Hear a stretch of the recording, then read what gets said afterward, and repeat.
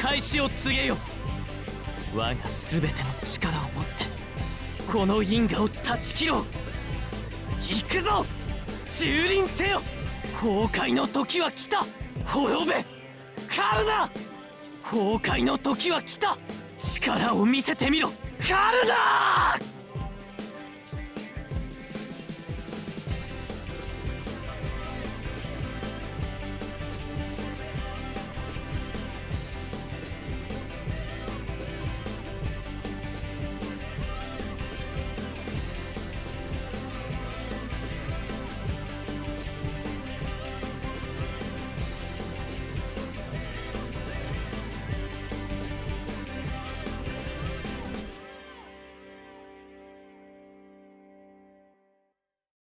What is up, everybody?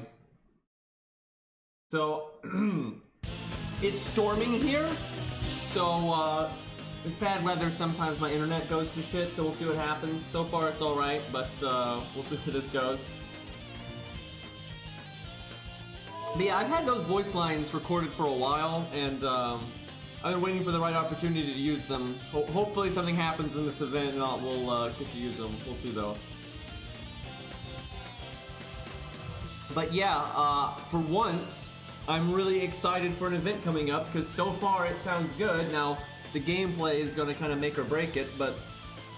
So, you know, we're getting a welfare, and it's actually a male for once. Like, what a concept. And, it's Karna, which is...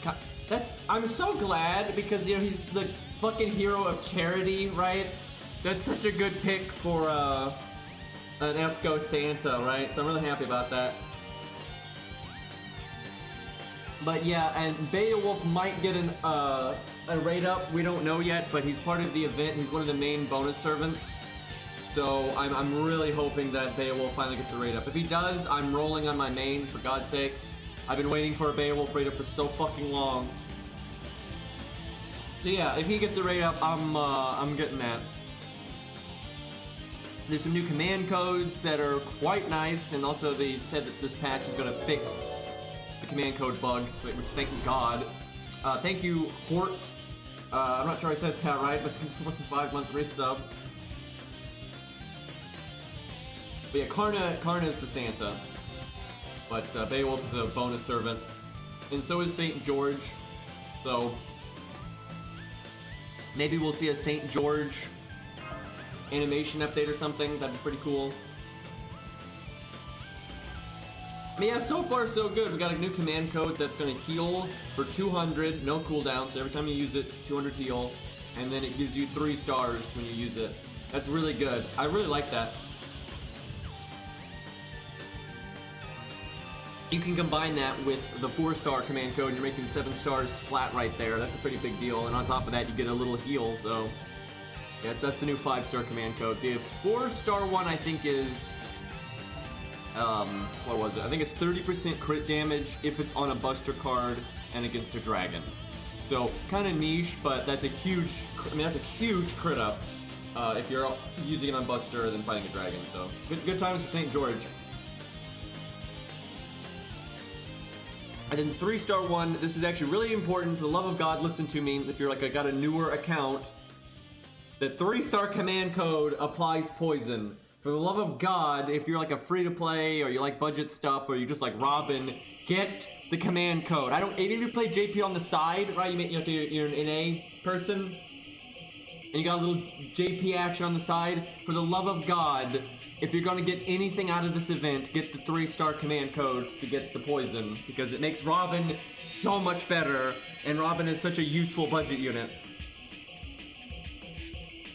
Oh yeah, they're adding some new... Probably some dragon person, because like in the opening they have like a dragon tail go by the screen and stuff, so I mean it's probably some kind of new dragon unit, so hopefully they're a lancer, right? So that'll be fun. Have Siegfried blow somebody up. Alright, what are we doing here? This is probably a filler stage. Yeah, we'll use Mordred, why not? I got my command codes all fucked up, but whatever. To default when in doubt.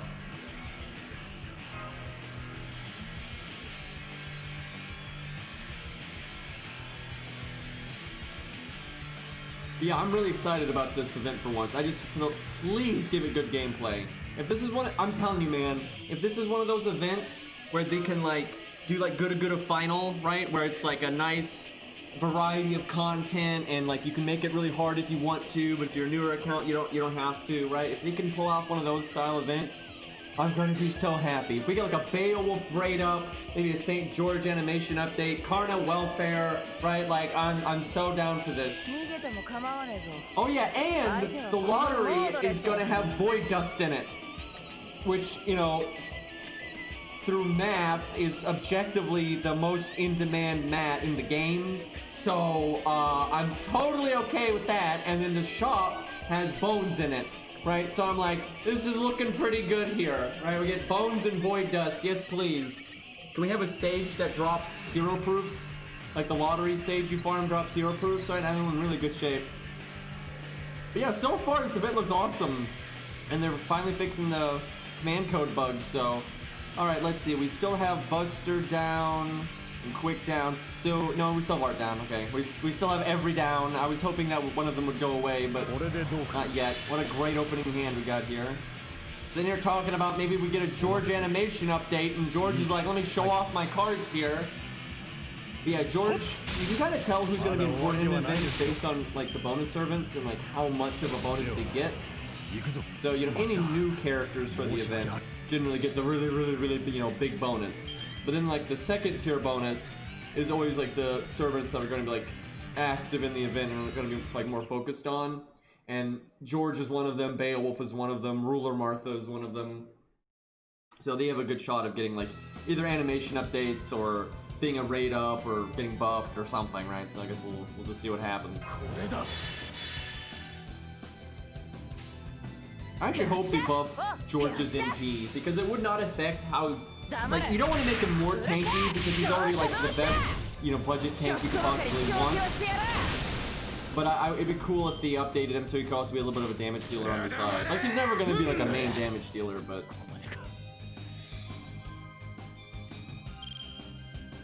Watch them buffer Juno Alter, yeah, I could see that. You never know. Look at that, Buster down, Art down, Quick down. That's a bad feeling right there.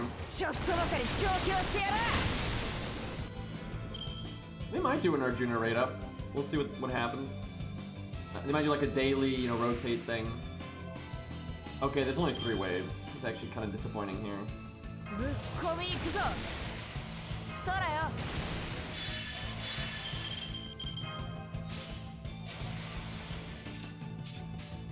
Let's see how much Buster down Rexus.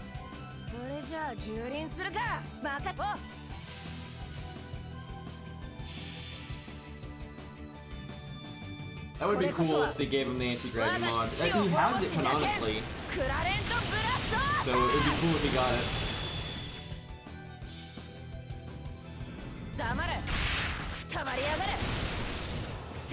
You know, if I'd done the 2 Buster cards before the NP, I think I would have killed them both.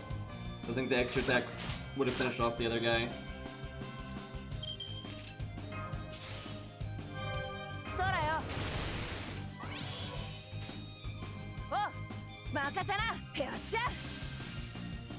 Well, that was easy. And right now, for today, we're just doing Lostbelt 4. See what happens. Does anybody know when maintenance is supposed to end today? Because that's when the event starts.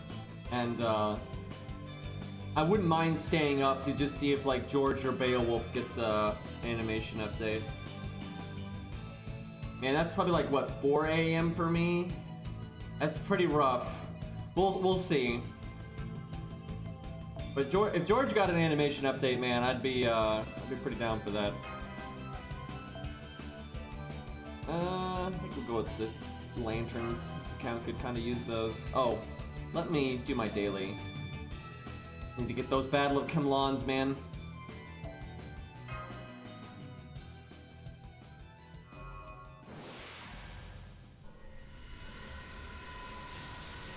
Well, we don't know who the dragon is yet. You know, let's be real, it could be anybody with We've had so many times where it's be like it's logical for it to be X or Y, and then they're like, yeah, it's actually Z. But we'll see.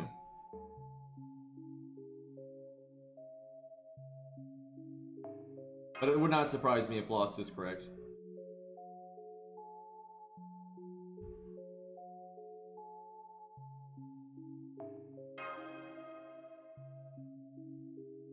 I hope Beowulf gets a rate up, and I think he has a good chance because he's never had a solo rate up ever in the entire history of this game, and he's only had a half a rate up period, like literally just once, and he's one of the main bonus servants. He's not like one of the ones that barely gets an event bonus. So Mordred's an event servant, but she barely gets an event bonus, so she's probably not going to really play any significant role, but for farming that'll be nice because she's got the battery and AoE and getting a little bit of bonus damage don't hurt. That elephant though.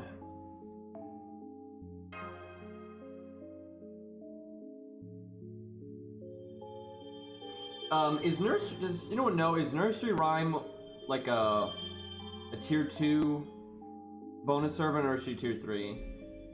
She's in the opening, so I imagine she's probably a major one. Rip Moobot.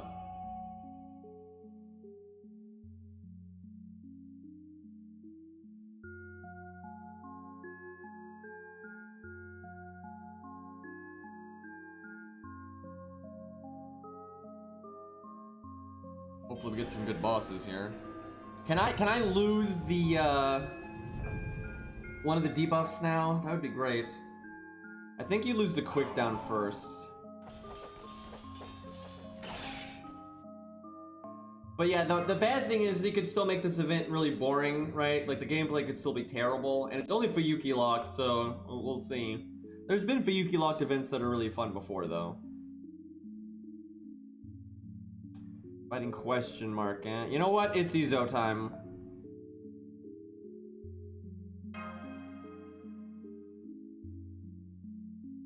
Nurse Rhyme is half bonus. Yeah, that's like tier 2.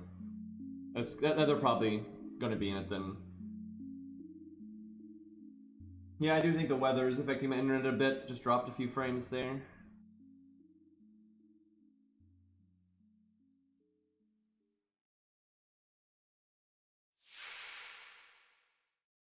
I mean, the stage, like, tier 1 bonus... Oh, this is an actual boss, excuse me. I think Ezo might be dead. Good luck. He's got the Gilgamesh music on his side, though. Speaking of Gilgamesh, I was thinking about this today. I don't know why this hasn't, like, dawned on me until today, but, like, Gate of Babylon is bullshit. Fucking Gil can summon servants on his own. Like, what? And he summons himself. He fucking summons himself. And speaking of that, that's actually a really good example of what I've talked about, how people act like Caster Gil is like this way different version of Gilgamesh when he's literally the exact same person. It's just his powers are different, right?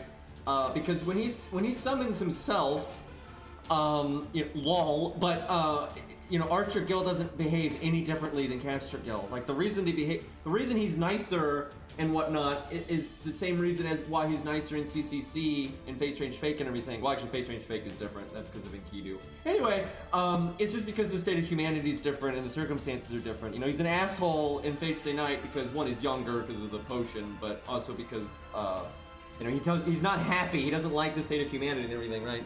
So that's like because it literally, all that stuff at the end, in both the game and in the anime, at the end, that's all Archer Gil, and he's behaving exactly like Caster Gil. Like, there's no difference.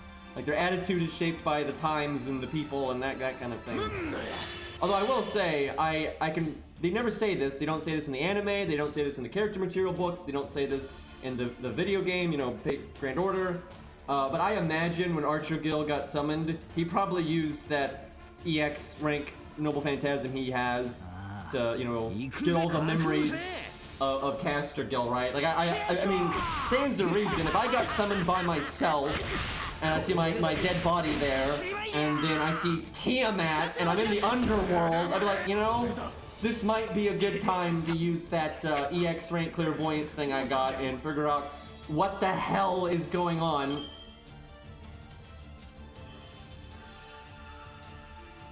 Yeah, I would imagine Gil would not have a problem with Voyager. He wants humanity to do better and to, you know, go out into the stars and, you know, stop being bitches, right, pretty much.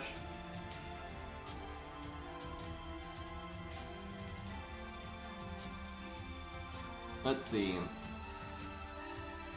But yeah, they say the reason Gil is nicer in Fate Strange Fate is mainly because Enkidu is there. Like, when he's first summoned, he's behaving and thinking exactly like he did in Fate Zero. And what makes him a bit happier is just Enkidu is there. Then he ends up liking his master a fair amount, but, okay. We gotta think about this. Can you imagine if we, like, didn't have art down right now? That'd be nice. You know what? I'm gonna see if we get lucky. I made it worse. I made it, yep, okay. Well, good start. I didn't have that many stars there, so... We have the Star Absorb one on the art card, so I was like, yeah, you know, it might get better.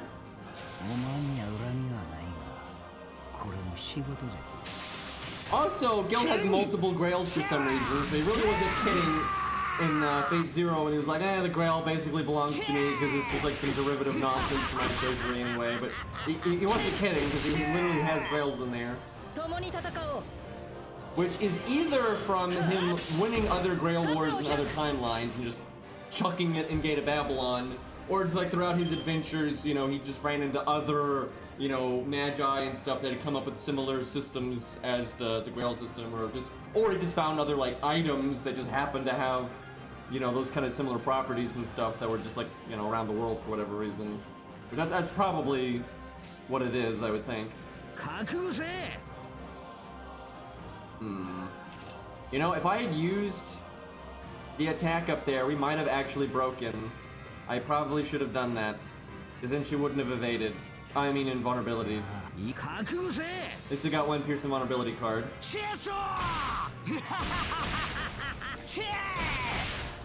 Yeah, you know, he might be able to beat this. I need to play really well, though. I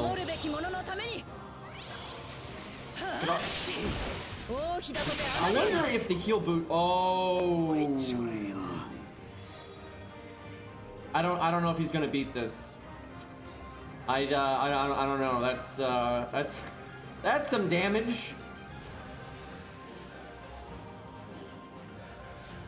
I think Gil is done right in terms of his personality and that kind of stuff. I don't think he's really done right in like the way they use him, right? They throw him in so many stories and then they either have to have him kill everyone or they have to plot armor him out of existence. This is not a good balance, right? So, and because they've used him in so many stories, it's not good. Like, I think he's kind of used terribly, to be honest, but in terms of his personality and his backstory and the reason he's so OP, all that's fine, right? Like, literally, they set the ground rules of the Fate-verse being, you know, you're more powerful the older you are, right? Like, the things that are derivative of you, you're generally stronger than, and that kind of stuff. And, you know, he's literally the oldest story, period, and in his story, he has every single item or every single treasure, right? And again, in a universe where these treasures are really powerful, you have this legend of a guy that has every single treasure on Earth. It's like, yeah, okay, this kind of makes sense in this universe. This guy would be broken. All right, let's try that one more time here. I don't think Izo got this, but I want to give him a better shot at it than what we just did. Yeah, I think a big part of why Gil is used so often is because he's so popular, because it's not just because he's OP, people just like his voice actor and his character and his design, and fair enough, I think those things are great too, but I wish they would use him more sparingly. By all means, use him, but when you're going to use him, make sure you think about it. Make sure, like, okay, if we're going to use Gil, he's really OP and ridiculous, how can we craft a story where we can fit that in? You know, maybe maybe it's okay for him to murder people, or maybe we want him to be, you know, not interacting with stuff as much, and, you know, like, think about it, right? If you actually plan it out, it's fine, but I feel like they kind of just slap Gil into things just cause, and then, you know, they have to, like, bullshit nonsense, and that doesn't make very good storytelling, in my opinion. I mean, Gil is literally one of the most popular Fate characters these days. It's kind of wild. So far, Gil's done pretty well in Face Change Fake, but yeah, I think the whole Ishtar thing is just too contrived and kind of ridiculous. But you know, we'll see where it goes. You know, we'll see where the story goes after that. This is a nice hand. This is a really nice hand. Oh man. Okay, I'm gonna do this to try to get even better crits than greedy. Didn't really help. Hey, Looking Glass, thank you for the 170 bits. I really do appreciate it. It's crazy how many bits Looking Glass has given me over the years. Like, I don't even know what to say, man, but I really appreciate it. Yeah, I made it worse. I don't know why. It really shouldn't have, but it did. I guess I just don't cast anything else. Let's not fuck this up any more than we already have.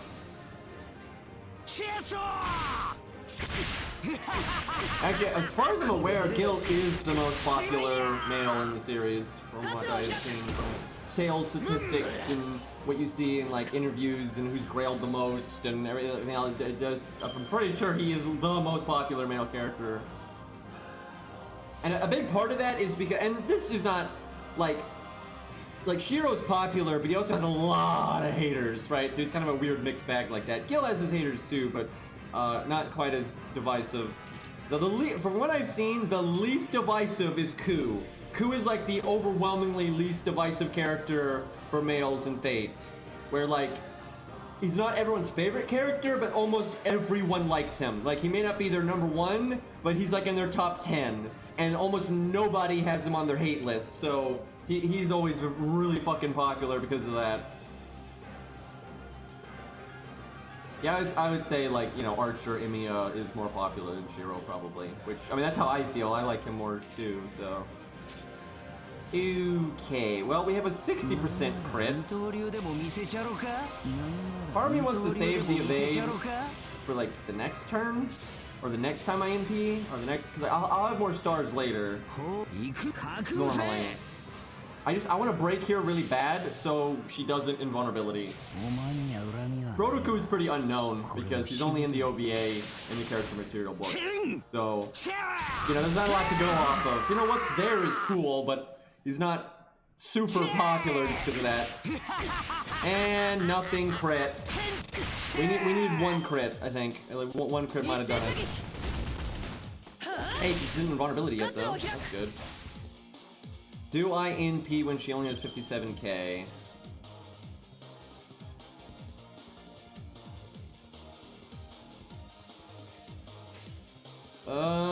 Yeah, because I can probably loop anyway. Please don't kill me. Do it, coward. You know, people have always said Shinji will be a #1 burnt servant, but they said that about Jason. And look where we are now. Like, you know, I don't know about that. And a big reason why I say that too is because I think if they ever add Shinji, they would do CCC Shinji, who is actually awesome. And so I think he really would have a Jason thing. So I'm not so sure. We'll see.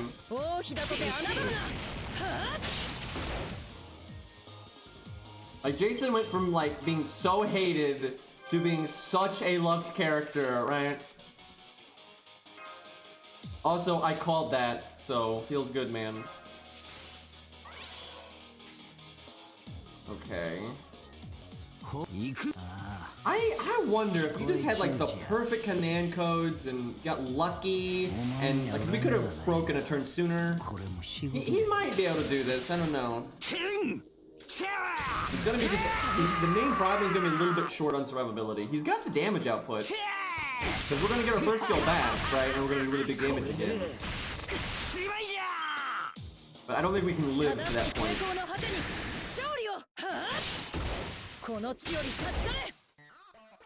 We should try 100 face.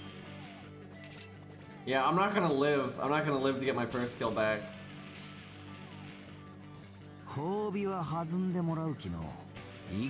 That's such a shame, man. He's looping so well, and he's making so many stars. Yeah, generally male lancers have been popular. They use male Lancers as like kind of tragic heroes a lot, and that normally ends up being pretty popular, so. Like, you know, Karna.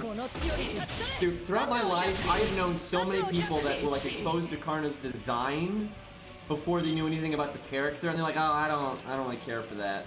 And then when they actually see Karna's characterization, like, oh my god, this guy's fucking awesome. I've seen that so many times in my life. That happened with like several of my real life like friends and stuff that a lot of people out the internet that's happened to. Pretty funny. Yeah, her hit count is really helping us out here. Her defense up is not helping us out. Also, the crit RNG has really not been helping us out. I think we're dead now. Okay, let me set up 100 phase. Let's see if she can make something happen here. I'll need to give her really good command codes. Does anyone remember if my 1 to 3 star account, not the newbie account, the 1 to 3 star account, does it have a poison command code? Because if it doesn't, I need to make sure I get it from this event. I know the newbie account doesn't have one because it's, you know, it's not that, it's a new account, right? So, but yeah, I want to say it does have one. I'll have to check to be sure, because if it doesn't have one, I have to absolutely make sure I get that. It does. I think it does. I think it does. But yeah, I'll check to be sure. All right, let me get on my phone here and boot up my old account and slap some command codes on 100 days.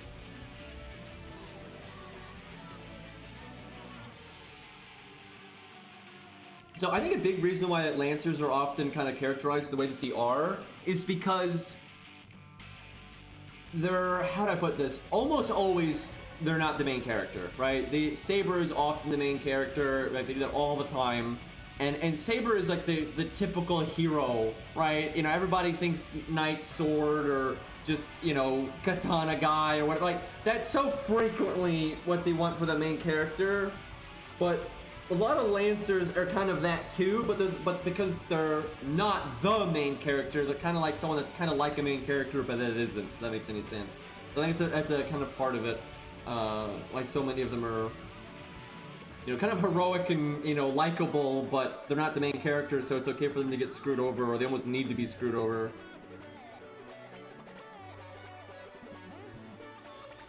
Okay. What are we going to give 100 face here? I need to give her basically the best stuff possible. But what sucks is that would mean I need to give her the heal command code, which is bugged.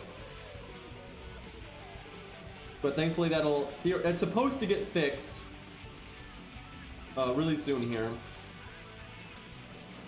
I should give her the Star Absorb crit one. I should give her the heal boost one, because that one's not bugged.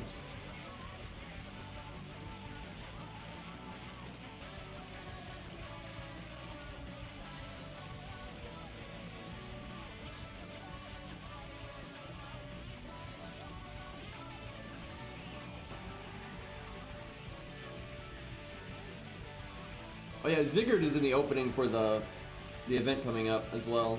I'm not sure what event bonus he gets, but he's kind of in the background though, so I kind of expect they're not going to do too much with him, but we'll see. I almost want to give one of 100 Faces art cards the heal boost, just to make sure I get it at the right time. That's really tricky.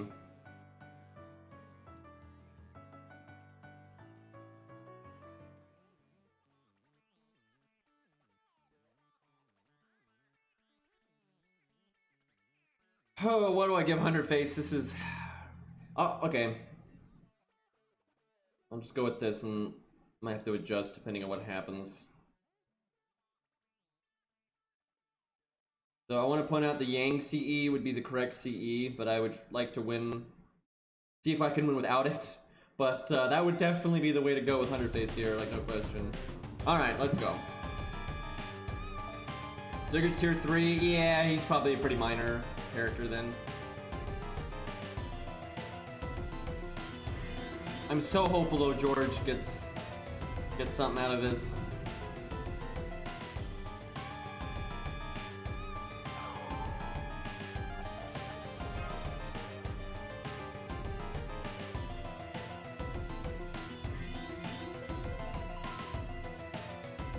George with 4 HP bars right here on the boss.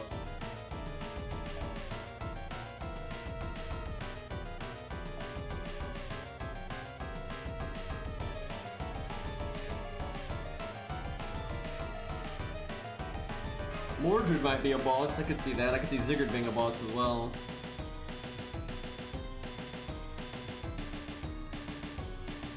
I mean, George works better as a day 1 servant than most just because of his armor, but in terms of like animation quality, he's as bad as anyone really. It's just his armor hides the big head syndrome. But when you think about it, he still has a massively too large of a head. Like, look at him right now. You gotta remember, the armor, you know, protrudes from where his chest is quite a bit. So he absolutely has big head syndrome, you just don't really notice it. And, you know, his armor looks kind of cool, and, you know, you kind of expect him to have more meat and potatoes style fighting, sure. But, you know, his animations are still really bad. He just carries it better than most.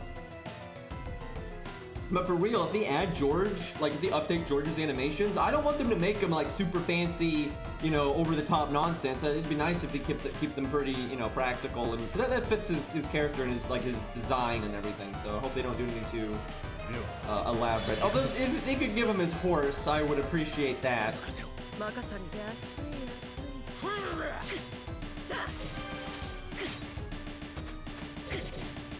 Yeah, I think it's about time George gets some spotlight. Like, he hasn't been in anything in so long. Anytime he is in something, it's very minor. We're floating off the ground, by the way. Like, we are blatantly... This background is done very strangely. This is not the best ground.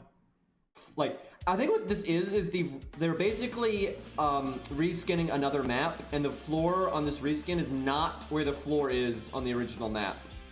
And that's why that looks so off there. Yeah, that's pretty off, not gonna lie. They don't use this map very often though, so they can get away with it. But yeah, that's a bit fucked right there. Oh god, we're using 100 face when she has a permanent art down. Can't say I like that. Why did I not give her the defense removal command code? We are blatantly gonna need that here. Oh my god! I forgot this account has the crappy on Dev CE. Fuck. God damn it! I could have gotten my NP there if I just done like if I done Art Buster quick, or I did my first skill. I would have gotten it there. That's so bad. We need to get the loop going right now. Like obviously. Okay. Fuck. That's so bad, dude. Oh my god. We are gonna die. The only good thing is I can make stars, I guess. But I've made a decent amount of stars in the last one, so.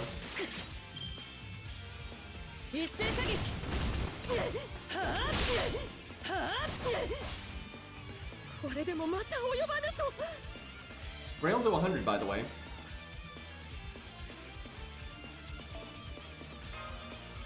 You know, we might want to use an archer.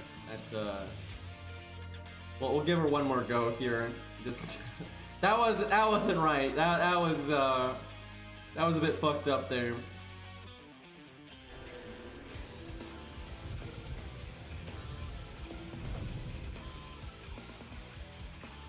Billy might be overkill. Billy's not, you know, for real, he's not on par with like Ku or anything as a 3-star, but he's still pretty good.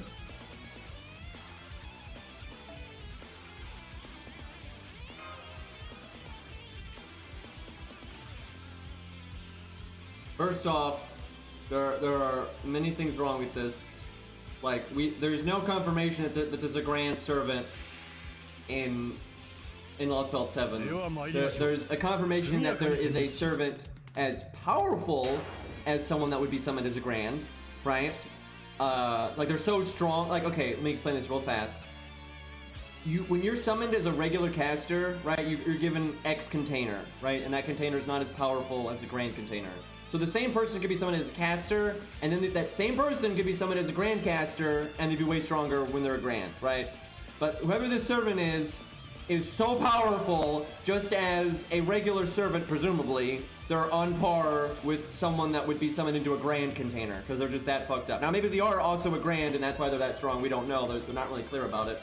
But there's a good chance that they're not even a grand. Like, we just don't even know. But I don't see any reason to think it's Buddha. Now, you know, shot in the dark, you know, anything could be right. But with what little we have seen of that character, that servant of Daybits, they didn't really hint at anything, to be honest. And what they did hint at, I don't see how that is aimed at Buddha in any way.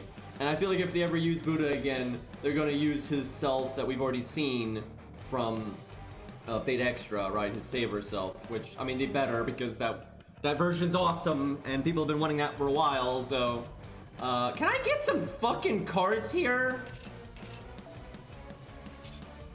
Like, just give me one card, for God's... Can I quit the stage? Thank you. Yeah, I don't really see any reason to think it's Buddha. I don't think of any reason for it to be anyone specific yet. Like, they just didn't really give any information. Like, the sprite they used for him or her was, you know, kind of a sprite they just used for a vague, shadowy figure that you don't know anything about, right? So, and he didn't talk very much.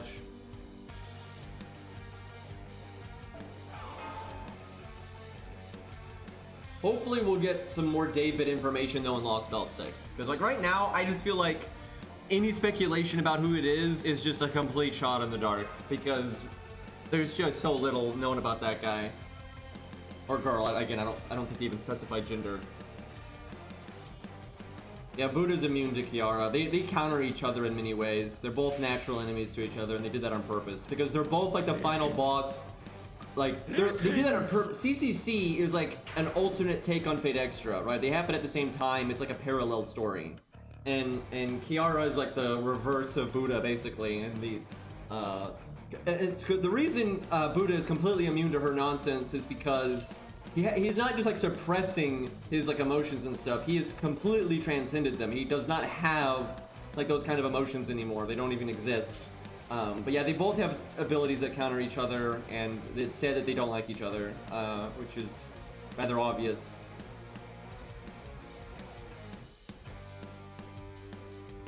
Basically, the Avenger version of Hercules was summoned as an archer, and it was just regular archer Hercules, and then he got twisted by the Grail Angra nonsense, right? And it made him like an Avenger, but he still has some of his like lingering archer stuff. But he's basically a fan fiction, you know, unique existence, Fate Strange Fate. Which I'm sure that will find some bullshit reason to put him in other things too, but you know.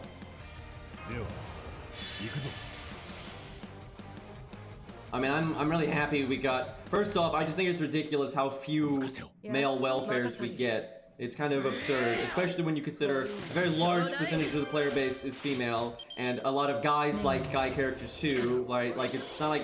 And it's not like male characters are unpopular. They're generally received quite well. So it's kind of stupid how few male welfares we get. And then for Christmas especially, you know, it just doesn't make any sense, right? So I'm glad they finally did it. And then Karna is very fitting because he's, you know, the hero of charity, right? That's kind of a fun parallel with, you know, Saint Nick and all that. So works for me. And also, just purely subjectively, I really like Karna. You know, I almost want to give her command codes to remove crit buffs and attack buffs. Because that's why she's hitting so hard. I guess we do this.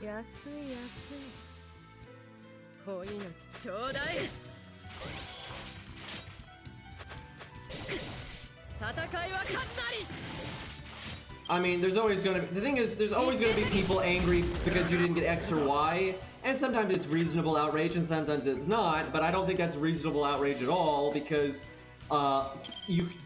we've had a million female, you know, Christmas welfares.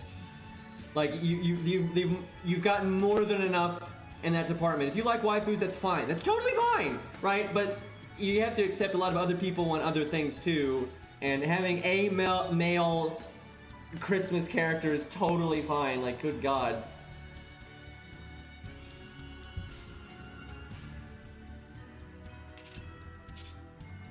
Because, like, you know, you don't need... The reason... Okay, I really want to... This is something I've seen this a lot. Because there's... You see a lot of people talking about, like, how... under like fed a certain percentage of like the player base is, especially when it comes to like male characters. And you see like this backlash against that where people are like, oh, you're just pushing your own subjective view on things and stuff. But not really, because like here's the thing, when things get added that aren't my cup of tea, I don't mind, right? But what I mind is when it's like you're ignoring, when it's never someone's cup of tea, right? It's always the same cup of tea over and over again. That bothers me, right? Like I like characters like Ku and Darius and Beowulf and all, and Canis and those kinds of things, and Asclepius, right? Not everything has to be like that, right? And that's okay. That's totally okay, right? But when you go for like this ungodly amount of time where you're not adding any characters and like this massive spectrum of like styles and stuff, and you're kind of doing the same thing over and over again, of course you're going to have a lot of people complaining that they've hardly like ever added any male characters in like a year and a half and shit like that, right? Of course that happens, and it's not the same thing, right? It's not the same thing when someone's like, oh, but I wanted more waifus, right? When you have 1 million waifus, that's not the same thing as when someone's like, can we seriously get some male characters when they've barely added any fucking male characters, right? Like it's very different. Okay, so I'm gonna use my buff success chance on my second skill, so I get all of the buffs, and not my first skill. Made that mistake before. Okay. RNG, please. Why do I have to have art down, though? I really dislike this. But overall, I think FGO does a better job than a lot of other games with having good variety, right? We have characters like Mori and Arthur, and we got people in armor, and we got Mordred as well, right? And so for the most part, it does well. Sometimes they go through these long stretches of time being a bit ridiculous, but like when you look at the character variety in FGO versus like Genshin Impact, and yes, obviously FGO's been out a lot longer, but even day one FGO in terms of character variety versus Genshin Impact, FGO has way more character variety. Like they have like monstrous characters like Ivan and stuff, right? And then you've got you got your pretty boy characters, and you're in between, and your older guys like Lee and everything, and they've got a really nice variety of designs. You got your thoughts, you've got your non-thoughts, you've got it all over the place. Where a lot of other games honestly don't do so well in the character variety front, and they kind of have their own aesthetic, and they just kind of stick to that forever, and that's fine. It's their game; they can do what they want, but if you have a game like FGO where you're spanning all these different cultures and myths and time periods, you really should have good variety, in my opinion.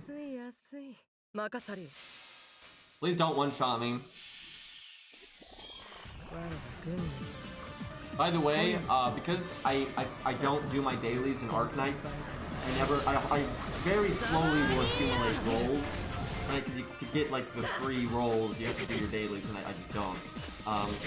Anyway, so I only had enough, after all this time, I only had enough to do 110 roll in Arknights, and I randomly did, and I got that Phantom guy, he's 110 roll, and he's a 6-star. I was like, okay, sure. 25k, cast Invulnerability, has double art resist down, feels pretty bad, man. Not gonna lie, feels pretty fucking bad here. I'm literally NPing to just keep crit down on her, because I should loop anyway, but I'm literally doing this just to apply the debuffs. The Phantom is not Silver Ash, no.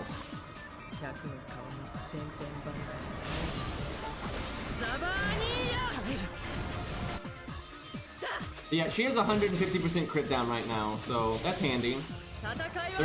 There's no world we're getting crit right now.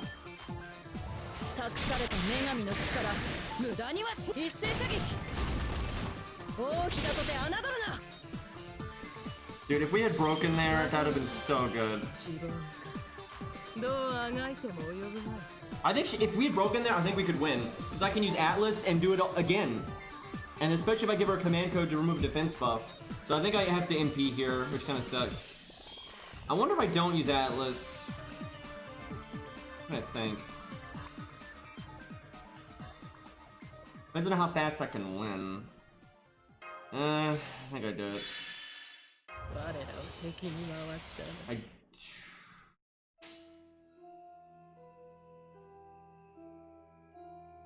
think I'm gonna do this. It's a little risky, but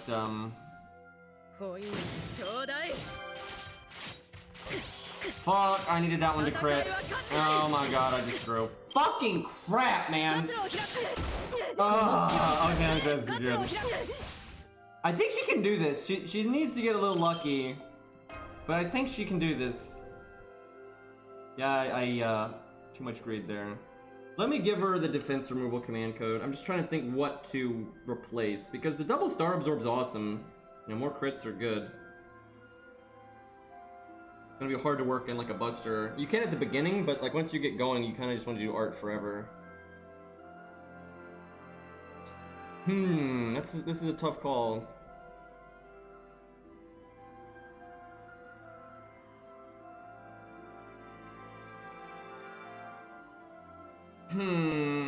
I'll try it on the art card and see what happens. That is really nice. Once you get the ball rolling, she just can't be crit. I don't know what they were thinking though. She has a 50% crit down for 3 turns on her NP, and she spams her NP. That's just nuts. Oh great, someone else has the defense removal command code equipped. And I don't see them, so it's probably on someone random as hell. It's on Babbage. Why was it on Babbage? I remember, I must have been Cleopatra or something.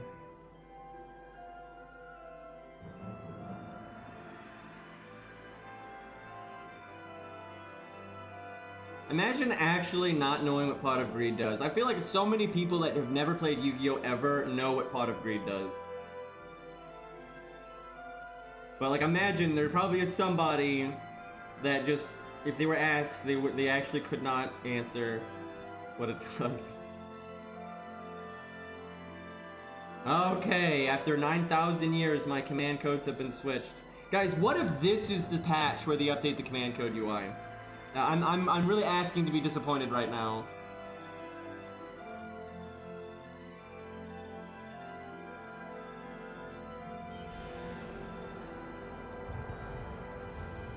I saw that, Rex. Had a little misfire there.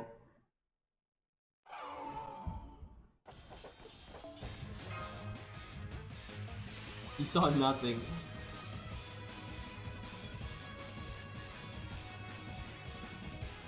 I just relogged though.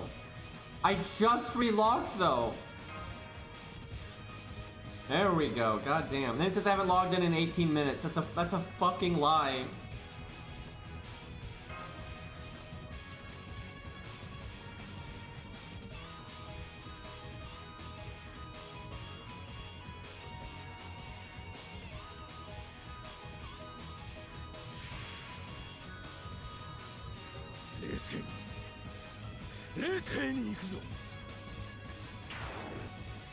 Okay.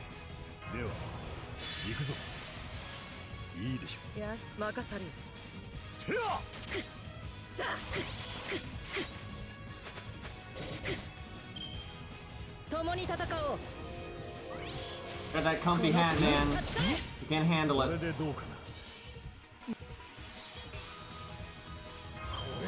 Now that is a hand I can get behind. So I need to do above success chance. But I do want stars. Gotta remember Leonidas is barely going to give me any NP at all.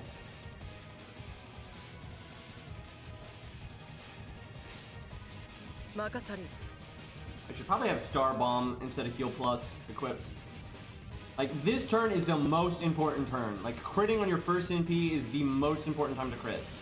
Because if you crit, that means you'll get your next NP, and then from that point on, because of the art resist down, you're going to make a lot more stars, and you're going to keep critting. So, like, that one is so important. Oh, so, maybe I should just use my first skill there. It's more stars, and it's more NP gain. Oh my god. Oh my god! Why do I not have Limit Broken Battle of Kemlon? It's fucking god damn it, dude!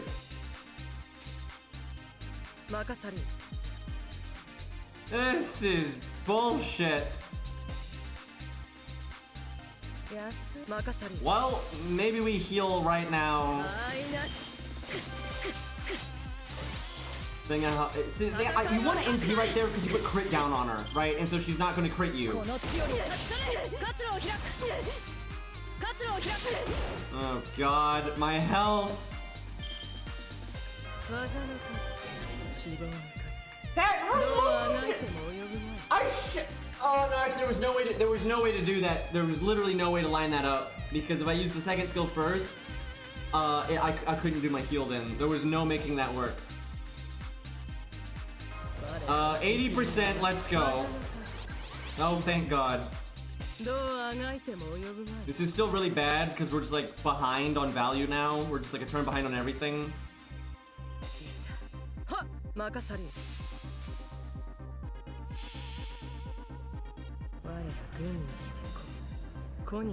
That's one of the first times her third skill having buff removal has hurt. Normally it doesn't really matter, but that was painful. Crit! Come on! Okay, there we go.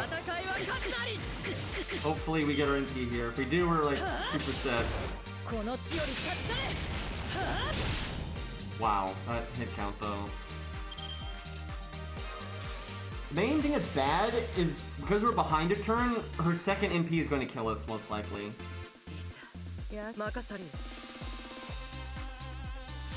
I noticed that last time we'd be pushing it on killing her before she gets her NP again.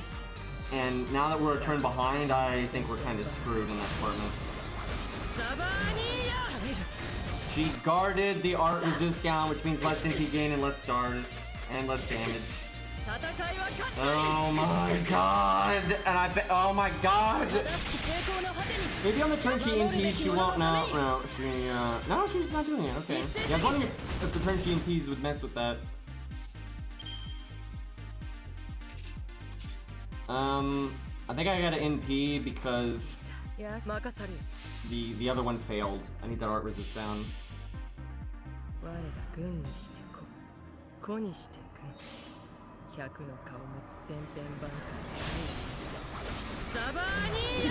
She guarded it again. I have, after all these NTs, I have one art resist down. Could she cast that skill of hers that like lowers her debuff resistance? That would be great. No,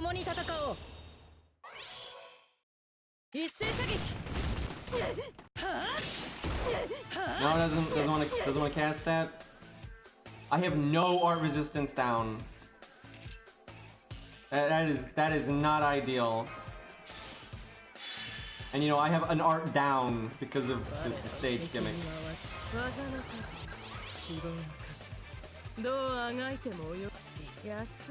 This is not good. Like it's so important to have art resist. I could be doing 60% more damage right now. And I'd have 60% more MP gain right now, and 60% more star gen right now. Kind of a big deal. Like 60% is a lot, man. Don't worry, we healed for 600 though. Now, if I use my third skill, I will probably live.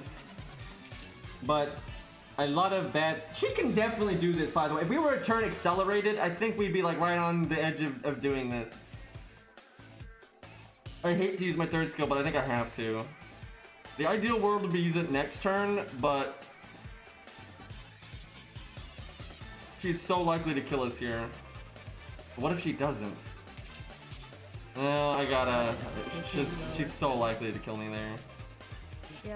See, that wouldn't be so bad. I wouldn't mind doing that if I had more art resist downs right now, right? If I had 3 art resist downs right now, I wouldn't really care. But I have 1.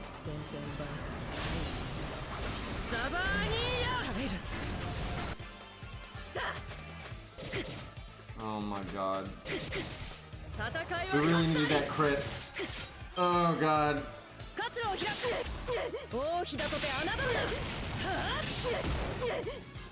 Well, this is definitely possible for her, but I don't think the win rate is amazing. I do think it's possible. Because we're so close, we were a turn behind, and we did not land very many of our art resist down, so I do think this is possible. 600 heal though.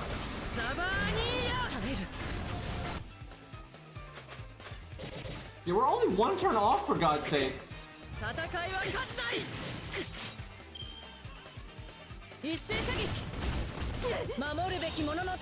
Would you care to buff again? One more buff? No? Buster attack?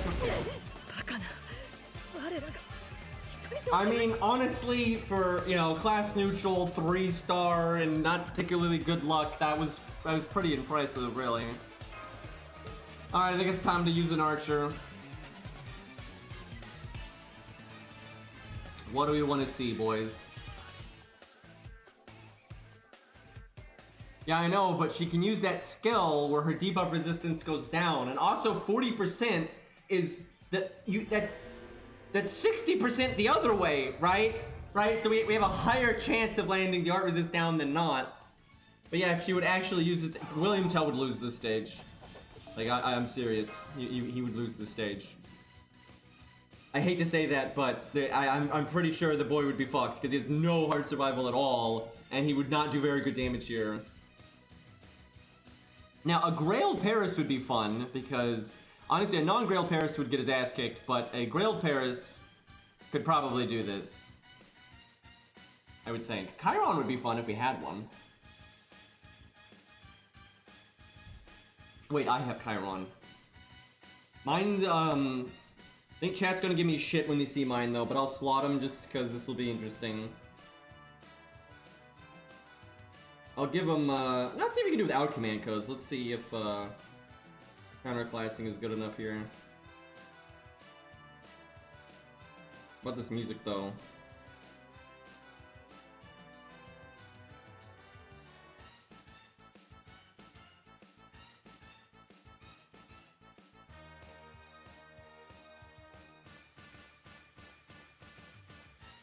Alright, there he is. Okay.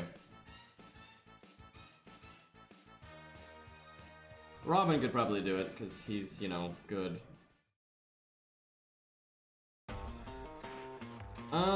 Guess we give Chiron just Golden Sumo. Okay. Alright, there we go. So, it's like, it's still a good Chiron, right? It's just, you know, not what one would, want. It's funny, too, because it honestly is kind of a big deal, right? Because I always say this, rank 10 is actually rank 11. I'm serious, right? Because every time you go from 9 to 10, it actually gives you double value on that skill up. So 10, 10, 10 is actually 11, 11, 11. And then it's also a one where you get a cooldown reduction. So the difference between 999 and 10, 10, 10 is pretty large, because all three of the skills will have a lower cooldown. That's a big deal. And they'll all have 2 skill rank ups worth of value. So it's kind of an oof there. Let's see how he do, though. Nobu might be able to do it. If it's Rex's Nobu. If it's like a regular Nobu, no fucking way. But if it's Rex's, it might work. Imagine if she had, like, you know, crit down or something. That's actually what's gonna really hurt Chiron. Seriously, having crit down is a huge help in this fight, because she just shreds you if she crits you. And, you know, 100 Face just never gets crit once she gets the ball rolling. It's like impossible, so. Chiron really is cool, though. It's just... so many of my low stars have gotten to like 999 that it's hard to put him in line for lures. Hopefully this event will give us more lures than normal. A lot of the previous events haven't really been given that many lures. I wonder if I want to crit right now. It's not a loop turn, though.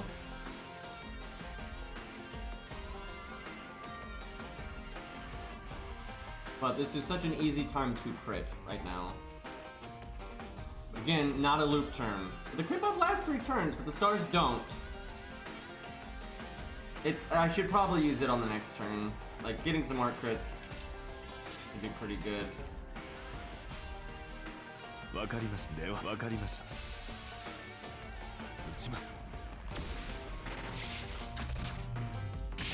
Damn. Really hoping that quick one would crit because it's oh god, I'm not gonna get my NP now. Yep, okay, should have done my second skill because critting would have been more NP gain and then it'd be more stars.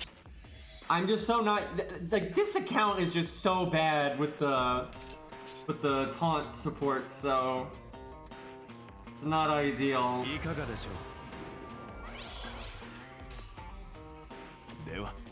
keep having turns like this. Watch how much overcharge we're gonna get here. This is gonna be disgusting. This could all be going towards the next MP.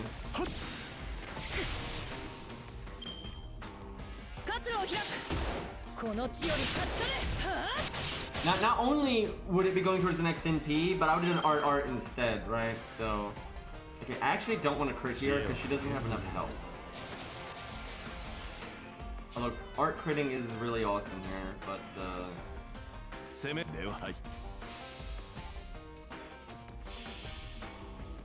I hope they buff his NP at some point.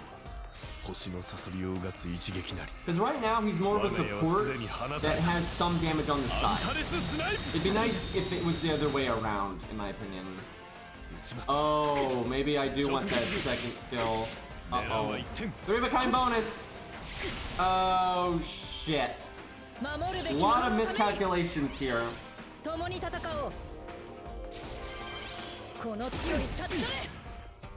Imagine if I had gotten my NP again there, I could have actually, you know, shot her in the face. We actually might still win, just because we're an archer, but I want to try to do this a little bit better.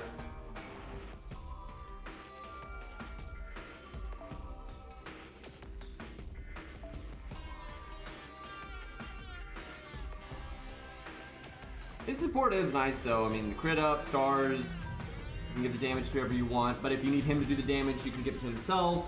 And then his NP is very supporty, right? It lets anybody punch through the defense buffs, and then he does pretty good damage himself. By the way, he is like the only... He can get... According to this, right, he can hit someone in Avalon. Right? I don't know if that's accurate lore-wise, but gameplay-wise, he does that, which is pretty funny. Yeah, and crit down. Crit down is very good. Oh, yeah, that's right, he does have crit down. It's his overcharge.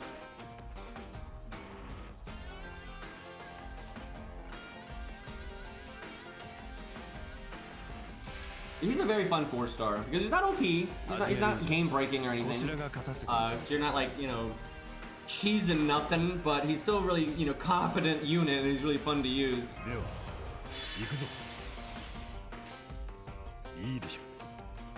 Yeah, he removes Cancer Toria's invulnerability and then also does damage after. Because a lot of people that do stuff like that, sometimes it's after NP damage, but he does it before.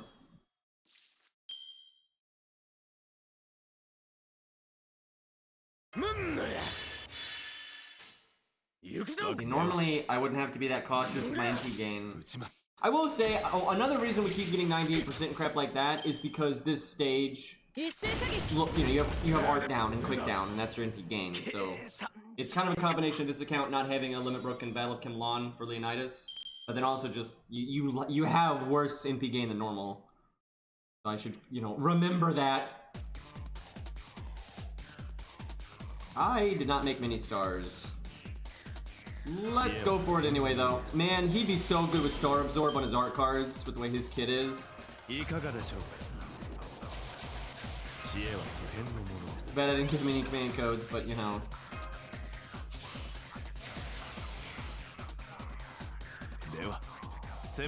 Alright, go boom! Wait, let me see if I'm dropping frames. Yep, we're dropping frames right now.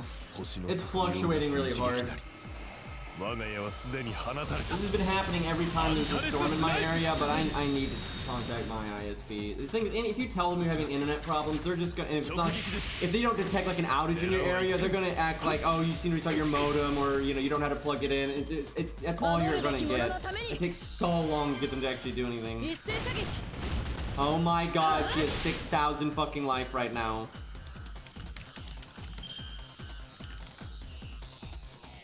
But yeah, it's storming a bit right now. Then tomorrow it's gonna be snowing or some shit, so...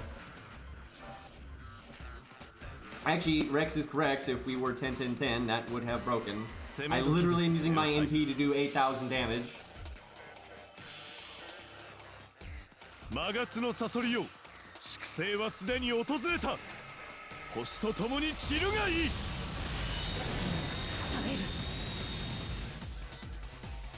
い。いかがです？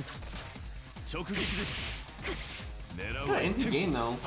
Imagine if we were hitting the next health bar though. Like we would have done a nice big sizable chunk to her next health bar if we had broken there. I should probably give him Atlas. I think even though he's not 10-10-10, I think the cooldown reduction would still be good.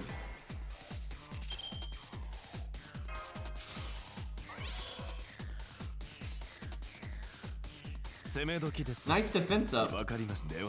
Also, look at all this crit down. Feels good.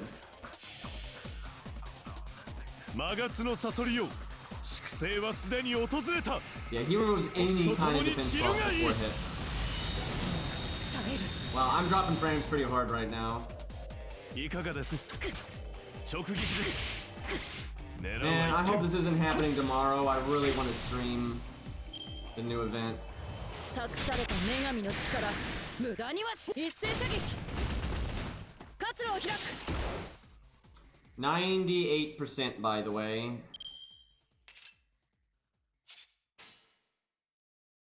はい。では、わかりました。 We're still gonna win, I think. 撃ちます。 Yeah, I might wrap up in a minute if it doesn't clean up. Because I don't want to be streaming a slideshow. And I'll try contacting my ISP and see, I think it's just the weather though, but we'll see. This has been happening enough that it's something is wrong.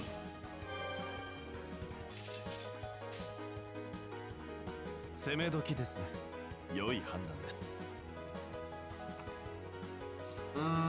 this is fine.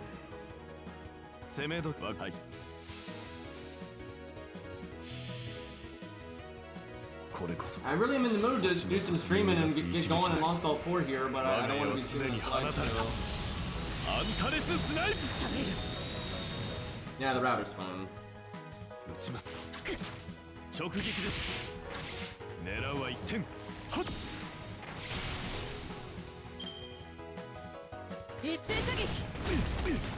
Yeah, we're winning this pretty hard because she's not critting and we're so tanky because we're an archer. And like the heal actually matters more because our health bar is basically twice as useful. Like any point, any point of health is more valuable when you're counterclassing.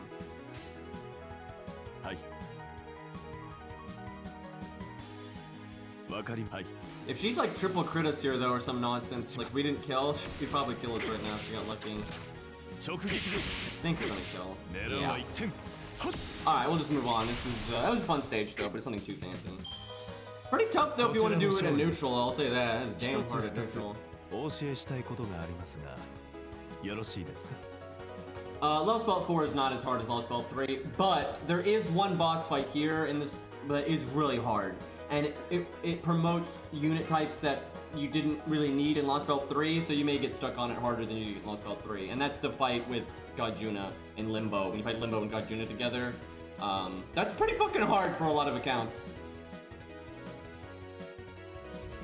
Well, alright, I think I'm gonna wrap up for now. If it gets better, I might stream a bit later, because I'm really in the mood to stream. This kind of sucks having such a short stream right now. But, yeah, my internet's going bananas right now.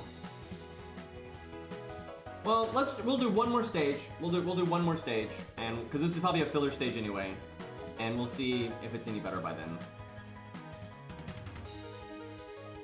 Faust with the Ox King on. I'm guessing someone wanted that, or like one of his accounts wanted that, or a friend wanted that. I would imagine that's pretty specific there. Let's see. What do we want to do here?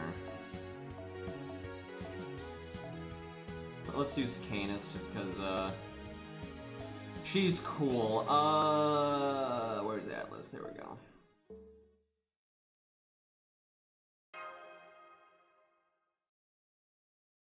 But yeah, this has been happening with my internet a lot lately, and it's anytime there's any like remotely bad weather, which that doesn't make any sense, right? Like yeah, bad weather can affect these things, but like it's not storming hard right now at all. I wish Canis was a unit. That would have been awesome.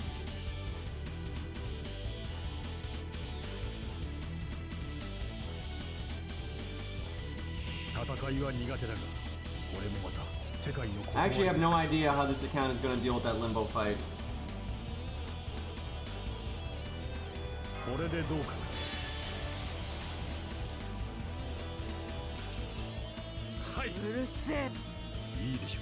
Two waves. Man,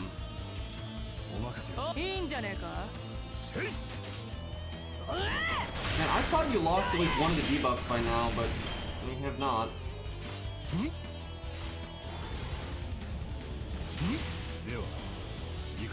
It must be soon, though.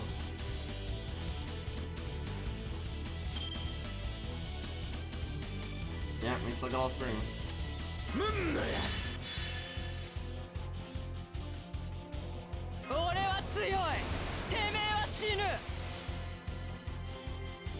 Trying to think. If I want to NP here, I need to spread the damage out. If I want to normal card them down, I don't. I think we want to NP.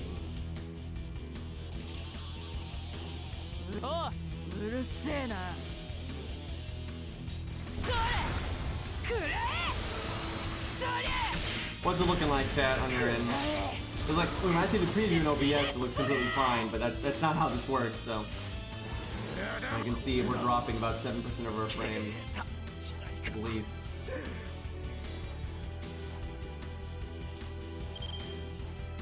Yeah, this sucks, man. Bad lag, yeah. I'll probably have to wrap up then after this, and I mean, we'll see what it's like at the end of the stage, but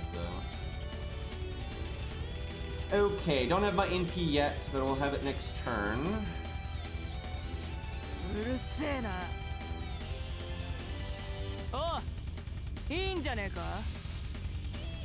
Slides show the wow, it just dropped so hard. Like the KBS just went lower than I've like ever seen. I went back up, but yeah, it's that's super bad.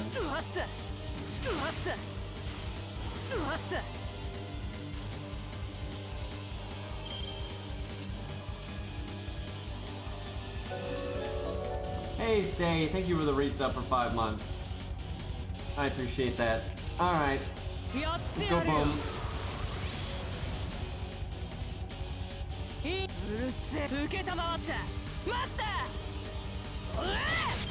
Frame by frame animation showcase, yeah. Exactly.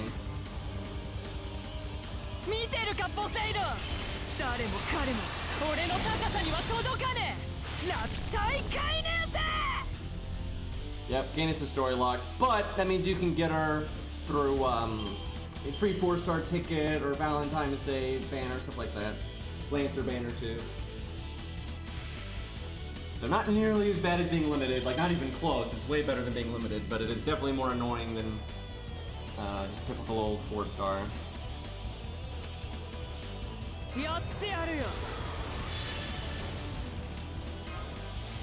Yeah, let's see. You can get her the free 4-star ticket, Valentine's Day banner, Lancer banners. If she's rated up, also, you know, if she's just rated up, you can obviously get her. That's about it, though.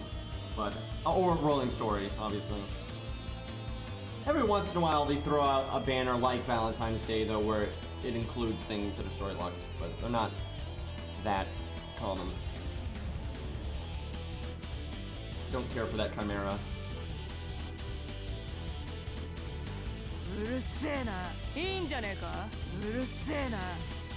Maybe I should just rush an NP again. This is kind of an AoE situation.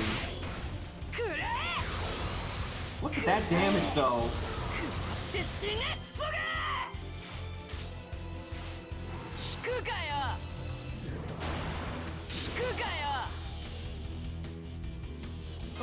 Alright, I think I used the overkill. Use the overkill here to make NP.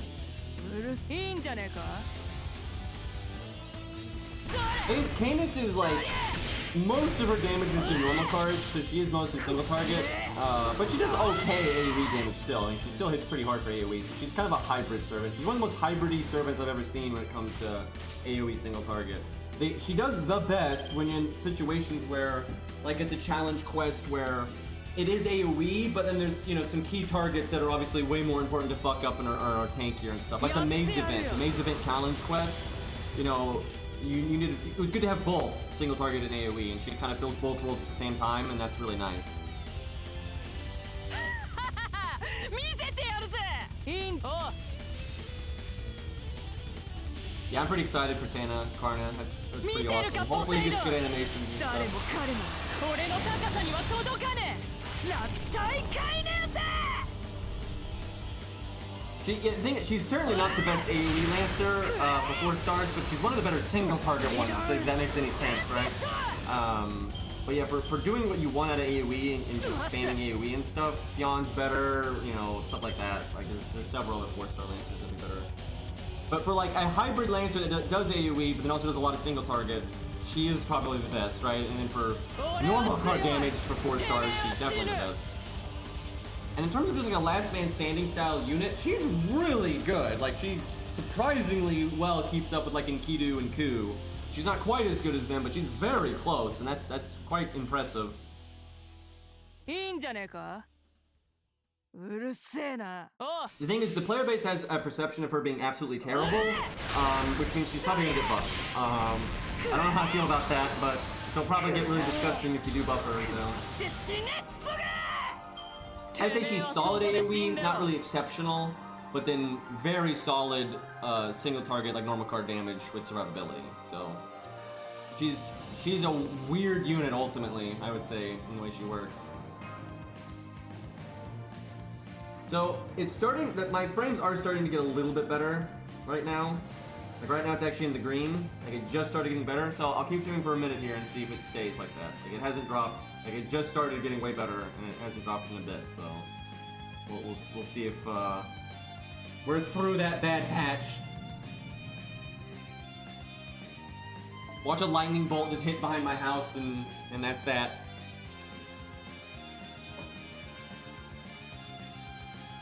Zeus is just, you know, looking at the stream and is like, no.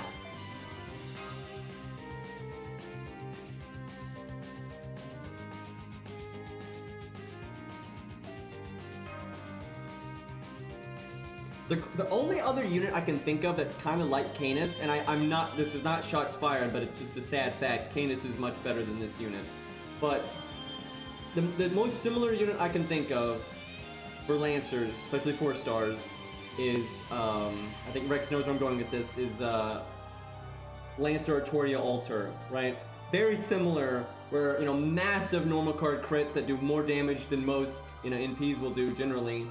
And, but the reason I'd say Canis is significantly better is because Canis is actually more damage still, and has noticeably more survivability, like a significant amount of survivability, where Lancer Altar has none. There is something Lancer Altar has, though, over Canis, and that is she's better at making her own crit turn setup. She doesn't really do any better at, like, sustained crits, and actually she's probably worse at making sustained crits.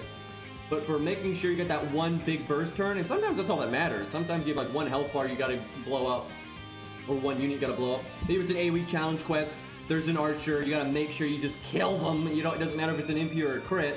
And Lancer Artoria Altar can do that really easily. Just you know, click button, make stars, get star absorb, big bam, dead, and that's that. So there are times that she's better, but I would say overwhelmingly I think Canis is better. I almost said Canis, for God's sakes.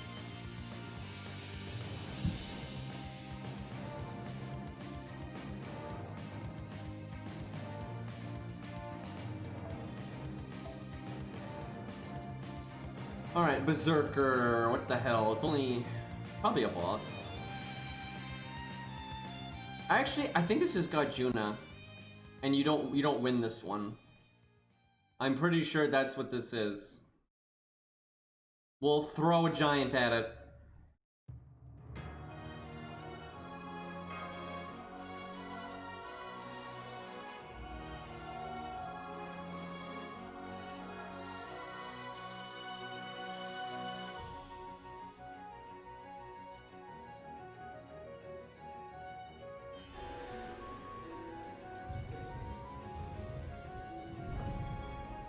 Rex, do you ever find it weird that a lot of people have not figured out over the years that you're my friend?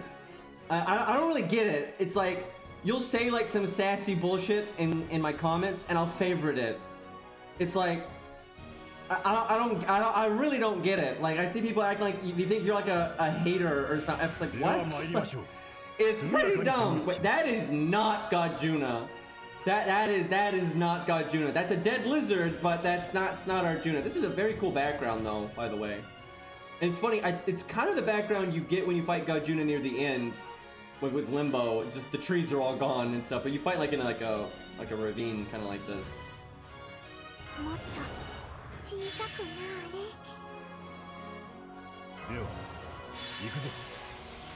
My favorite thing, I almost highlighted this in the video, but I felt like it was funnier not to, but one of my favorite things that has ever happened, because it's so shit and it's stupid, but it just sums up the internet so well. By the way, the cube, by the way. Anyway, is the fact that the whole Irisville versus the tree meme, not only did a lot of people not understand it, but there was a degree of people that hated on it, but they specifically hated on Rex, right? Like he's the one that was the problem, when I'm the one that did the thing and like got Rex's hopes up and then never uploaded the video for 2 years, right? And I not once did I get a hate comment relating to any of this. Like not once. And then Rex got a bunch. And I'm just over here, you know, sipping my tea. It's kind of great.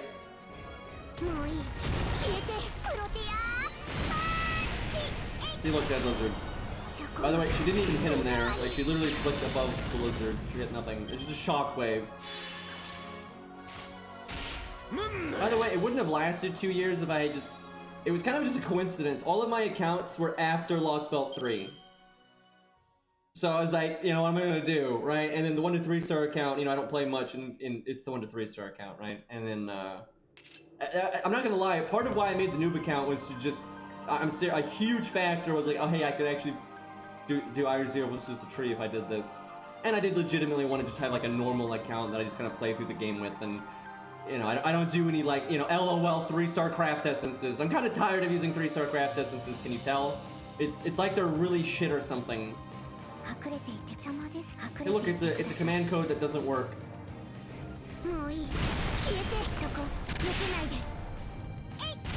Hey, I have soloed with Trap Face, okay? I haven't made a video, but I have soloed with them on the stream like twice, I think. Honestly, if they had story replay, it would probably... There's a lot of videos I want to make, but I don't want to half-ass things. Here's the thing. This is actually really important to me, right? A lot of times it looks like when I'm scuffing people, I'm actually not. I just want to make sure when I make something, it's good, right? I don't want to, like, if let's say I only ever make one Trap Face video, I don't want it to be bad, right? I don't want it to be against, like, some whatever content that doesn't actually, you know, showcase the unit well. You know, it's like that one Phantom solo video I got, actually I have two now, I suppose, but, you know, I did that because it really made me have to think outside the box and try really hard and, you know, really push it on value with Phantom, and that made it a good video, right? It wasn't just, you know, play 101 and then LOL, he has enough value and you win, right? Y'all want to... And I want that for most units, right? When I make a curse arm video, I want it to be good. I want to have to actually, you know, plan out my crits, use my crit skills the best way possible, you know, use the evade, and all that kind of stuff. I don't want to just use curse arm versus whatever, and then of course he wins, right? Like, I don't want that. And because we don't have story replay, you're kind of at the mercy of what you happen to have available on your ult accounts right now, and whatever they happen to put in events.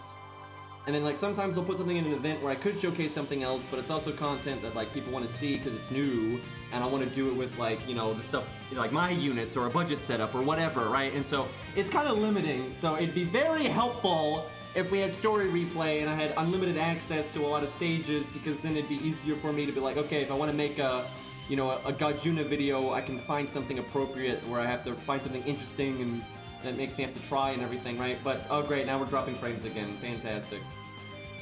But yeah, you know, I gotta have the right content to make a good video. I don't want to do shovelware. Do we just NP here? Yeah. Okay, we make stars then. Just make the 5 stars out of the slot machine. Easy. See, she did it. No problem. 見つけた。こんにちは、小さなあなた。巨人に襲われる気分どう？丁寧に I don't really ever 潰 like してあげる。 I don't really ever like cavalry classes versus Guardia stuff. There's some exceptions because some units just aren't really fit for that, especially AoE or low stars, right? Because even for low stars, there's not a lot of cavalry class low stars can solo Guardia, but it's not all of them by any means. Though Sanson can do it, for God's sakes. That shows how easy it is. If Sanson can solo Guardia, it kind of shows why cavalry classes aren't really being pushed that hard there, right? Like 100 Face can solo it, and yeah, 100 Face is good, but she's still a 3-star. Like, I literally have footage right now on my hard drive of 100 Face soloing Guardia, and I've never uploaded it, because I'm like, it's just Guardia, right? Like, it's just not that... I would never want to... Like, if I do something for, like, Trap Face, I want it to be something where I really gotta... Like, I would love a stage where you can really take advantage of his protection from arrows kind of skill, where, like, maybe you wipe out a wave with his NP, and you don't get attacked then, and so you get another turn, and so you kind of get extra value on that evade, right? Like, stuff like that would be really nice, and where you gotta like plan things out with command codes and everything, but we'll see. It doesn't help that I don't really like Trap Face, so a lot of times I'm not even thinking about would this stage be good for that, right? This not really at the front of my mind here. So I could NP right now, and these are the last 3. Fuck it. Who needs 30,000 health? もっと小さくなれ。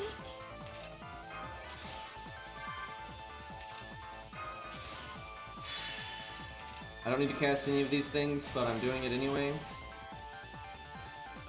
Oh. I didn't have enough stacks. Oops. I mean, we're not gonna lose or anything, it's just...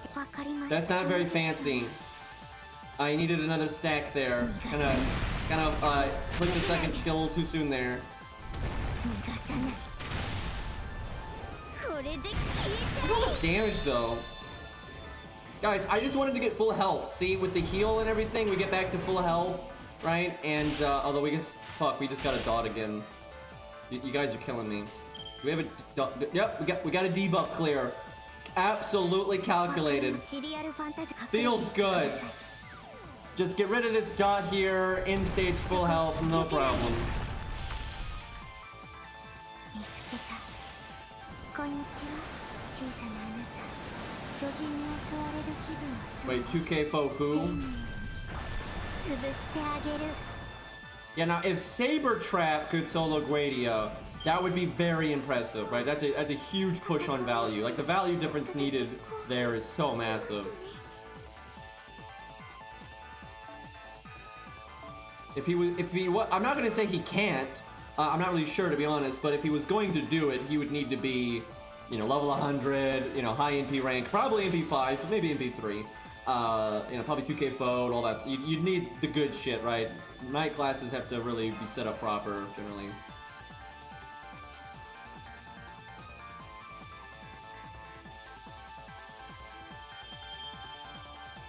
Wait, he can solo? Is it like legit? Because a lot of times people say something solos Guardia, but they don't. It's like they get a bunch of fucking help and whatnot. I wouldn't be surprised if he could do it though. He's got a really good kit for that kind of thing. With Hot Wheels being able to do it, I could see that being possible. But he would definitely be pushing it on value. I mean, any night class is generally pushing it on value there, just because not a nice stage for night classes. Funnily enough, though, it's not the worst either. As you know, oof as it is, there have been some night classes that can do it. You know, Ku can do it. You know, Ryan can do it. Hot Wheels can do it. Right? We've got some, you know, night classes that can do it. Fujino probably can do it. There are bosses out there that no night class can do. Right? Sometimes there's a boss that it's not going to happen. Right? There's definitely worse things for night classes than that. Especially for a single night class, right? Because obviously, let's say Saber is being counterclassed. A lot of times Archer and Lancer are not. But there are some bosses where like doing it at neutral is just right out. Right? It's like you're not doing this at neutral, right? And those generally would shut down night classes. Because it might be like a rider boss and just has such nasty gimmicks that it's not happening. Because a big thing about Guedia, as nasty as he is for night classes, at least he does throw them a few bones, right? His hit count is crazy high. You know, you get the bond thing. You know, there are things in play that are helpful. Where there are some bosses out there that don't throw it. Let's say it's a rider, maybe it's an assassin, you know, whatever. Maybe it's Avenger or whatever.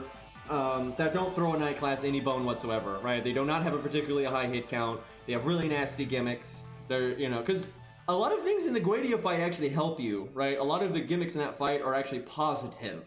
But you need, you know, it's a big stat check because he has so much health and whatnot if you're at neutral. But like his hit count is way in your favor. You know, he doesn't do, you know, honestly, he doesn't do much other than really high normal card damage. It's not like Guedia's like, I have buff removal, right? Or it's not like he, you know, he's got like these fucked up gimmicks. Like he puts a million dots on you, or he puts a, you know, he doesn't do that. Well, I will say, to be fair, and to truly solo Guedia, because everyone kind of, and even me, myself, I'm in this camp, right?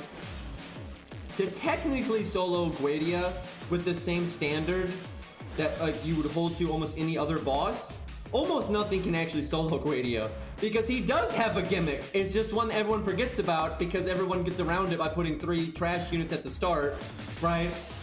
He has Pierced Invulnerability, Quick Charge, NP up, NP up, NP up, and turn 1 NP, right? That is his gimmick, and generally people ignore that by, you know, just having taunt fodder. Now, there are some units that can actually solo him, even with that gimmick of his, like, you know, Gramps and stuff like that, although Gramps seems to be like MP5 and all that nonsense, but there are a few units that can do it that way. And so technically, the legitest of legitest, you know, way of sizing Guedia up to other bosses is actually allowing him to do his turn 1 gimmick. Because generally I'm comparing Guedia to, like, you know, like, we got the K-pop Saber boss, right? And we kind of just, you know, let him do all of his things. It's not like you bring, you know, a rider to get rid of Medea Lily real quick, then you solo him. You know, you don't do that, right? So to be fair to Guedia, technically, you'd have to let him do his turn 1 shtick. And at that point, you've only got a few things that you can, yeah, Hurt can do it, Gramps can do it, Camp Territoria could do it if she had a way of getting her MP on turn 1, right? So if you got the right craft or something. Not a whole lot other than that, though. There's probably a couple other ones, but there really is not much else in there.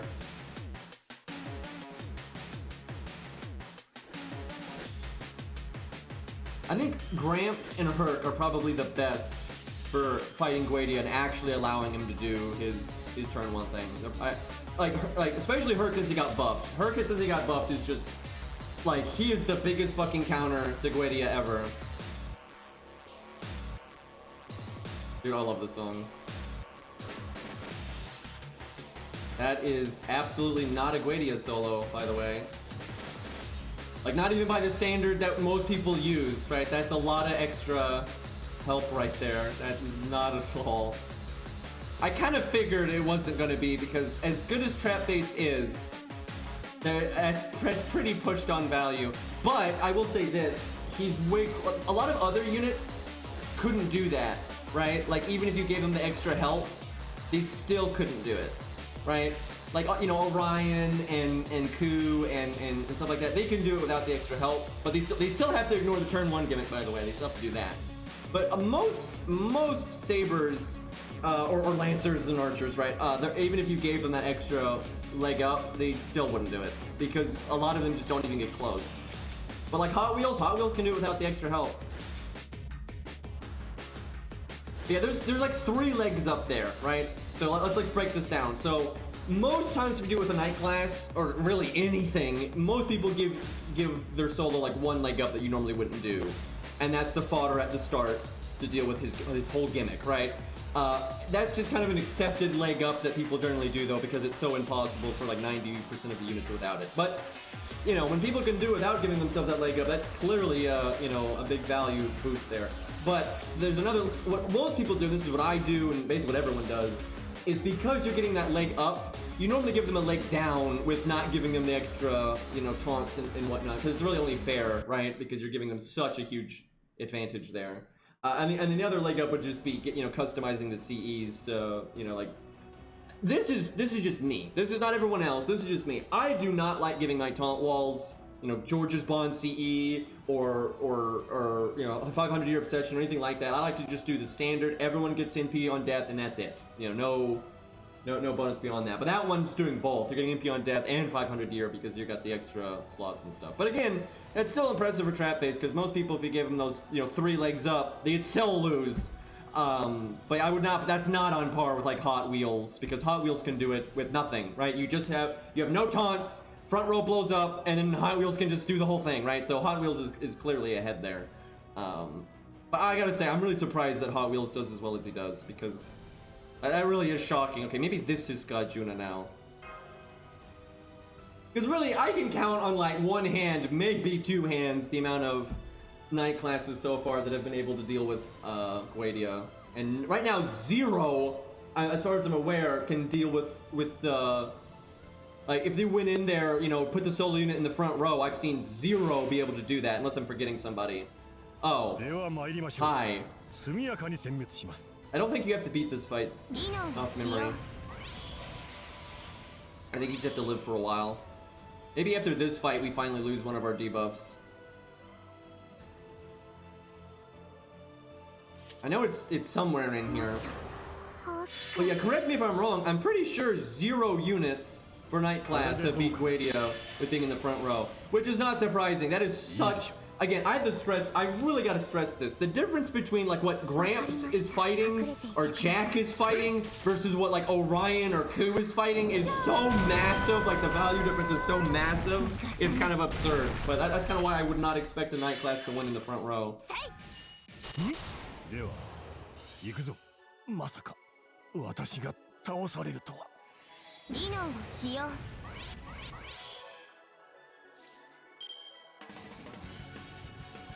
This isn't a good year for female servants? What? That's stupid. Like, it's like, yes, it's probably less of a good yield for female servants because they've actually added some guys, but there's still been way more female servants than male. It's not even close, right? And like, that's kind of how it works. If they add more male characters, you're obviously going to have a few less female characters, but that's completely reasonable because we've had like way too many in my opinion. Especially for high rarity. The cast has kind of always maintained a fairly 50-50 ratio, although from what I've seen in the last like year and a half, it has started to favor females a lot more. It used to be 50-50 for so long, but I think it's gone like 60-40, 65-35 or some crap lately. But hopefully they'll swing it back into balance at some point. But the thing is, that 50-50 ratio is carried by low stars, right? Overwhelmingly, the male characters are low stars. And in a way, I kind of enjoy that because I like low star, characters. It's more fun for me generally. But that's not what most people want, and that's not really fair, so... Like, almost every single bronze and silver is a male, right? Like, that's a big part of how they keep the ratio even. She did the fucking... They gave evade to Leonidas. So he's still alive. And I like how King Potato Chips has taken significantly more damage than Leonidas has. I think you have to break the first health bar or live a certain amount of time. Like, I think you can do either one.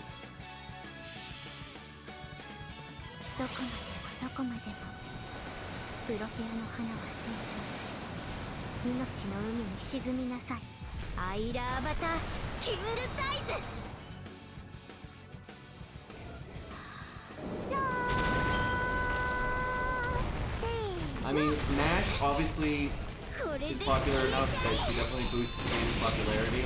But if the main character was less popular than Nash, the game would still succeed. I mean, overwhelmingly the most popular things in the game are not Nash. Oh my... Can you just... I like how she's just gone completely ham on King Potato Chips here, and she's barely even... almost all of the damage... Actually, I think all of the damage on Leonidas is from the dot. This is some bullshit right now.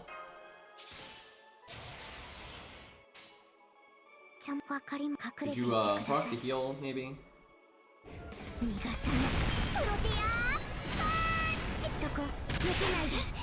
Well, we've gotten a lot of NP resistance, but I don't think we have enough to survive the NP. Oh, she quick charged. I'll take that.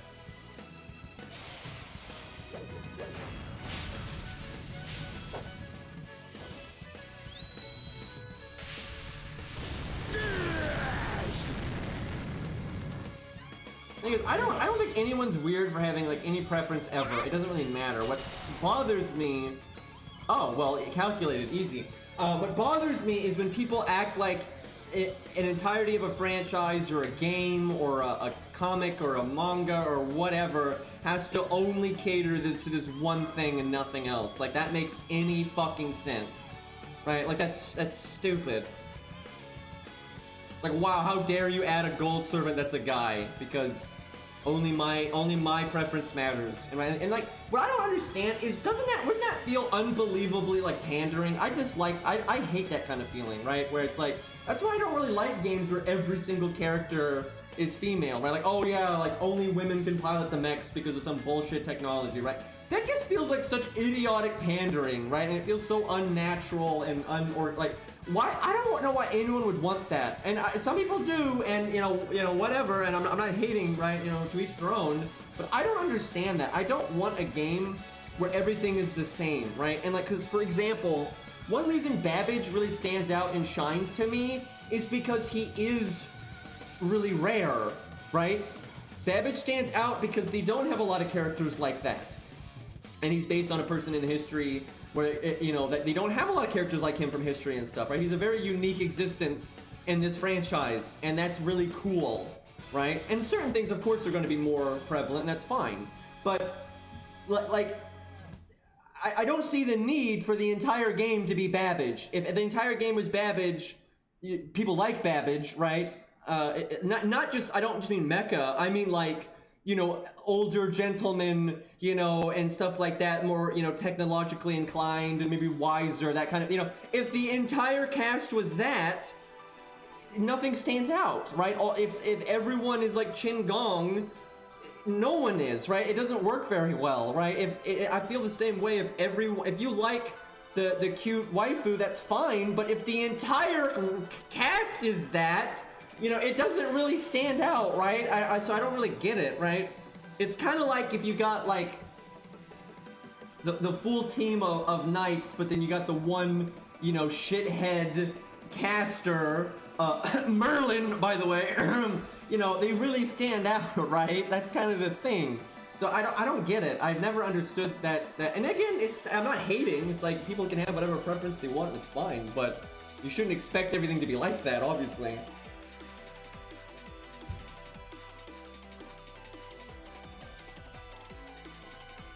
Oh my god, that comment. Oh my god, that comment, dude. I like how literally no one agreed with that guy, which was pretty funny. Like, because the thing is, you can be so casual and still just get to the content, like, you have to, if you want this game to be a really hardcore experience, right? If you want this game to be a hardcore experience, you have to make it one by like doing 1 to 3 stars or not using things like the Yang CE and all that. Like, you have to do things to make this game really hardcore. It is so easy to coast through this game as a casual son of, like, yeah, you're gonna have to put a little bit of effort in. If you're being really casual, you're still gonna, have to like, pay attention to some boss gimmicks, bring the right classes, maybe grab a support from your friends list that's really overpowered, like Merlin or something, right? But it's not that big of a deal, right? You gotta take 5 seconds to think about it, right? And you'll be fine. Yeah, if you want it to be really hard, you can, but it's optional for the most part. There's been there has been some content that's really hard no matter what, like the Shadow Knights of the Round Table or Neurofest Gramps, but that's optional content to begin with. Right, if you did not beat, seriously, if you don't beat the Shadow Knights of the Round Table, or you don't beat Neurofest Gramps, you miss out on a lore and a summon ticket. Oh no, your game is ruined. Whatever will we do? Call the developers, this must be patched, right? Like, are you kidding me? Who gives a shit? Right, it's not a big deal. And yes, there are some main story fights that are pretty hard. But again, if you bring all your best units and you summon someone really OP from the support system, it's not that bad. And yeah, some stuff like Zeus and stuff can be pretty tough. But if you're like, oh shit, you just use commands, I don't buy for 1 second. If you go ham and then you also use command spells, you're not gonna get stuck on Zeus or Demeter, right? Unless you're a complete fucking moron, right? Now, if you don't use command spells, you may well get stuck on them for a while. Like, fair enough, but it's optional difficulty at that point. And let's say you use your command spells on Demeter, and then you get stuck on Zeus. You can wait a day or two and get your command spells back. That's fine, like, relax. And hell, if you just gotta get through it right now, you could use ASQ, right? And yeah, a lot of people don't want to use command spells in SQ, and I'm one of those people. I don't want to do that stuff, and as such, you may get stuck on these things, right? Because you don't get support for Zeus and Demeter, and so yeah, you might get stuck on them for a little bit. And maybe you gotta go. If you're the kind of person that doesn't want to use command spells in SQ, I think it's fair to say you're also the kind of person that's okay with being like, okay, you know what? I need to go level like Ushi to deal with Demeter, right? Or maybe Martha or something, right? Like maybe I gotta take a second, you know, do some dailies, go level up an extra rider that's really helpful here, or maybe level up a Sclipius or whatever, and then come back, right? And if you're the kind of person that's not okay with doing that, you don't want to take a minute to go, you know, level up another unit or so, then you will use command spells or SQ, right? So I think it's fine. Like, I think the way everything's balanced with this kind of stuff is totally fine. What I think is not fine is now the blue cubes. I think that's taking it too far, but, alright, this is probably a real fight with her, with Nukehead. So give me 1 second, I need to get water, and run to the restroom and all that, so just give me 1 second here, and I'll be right back.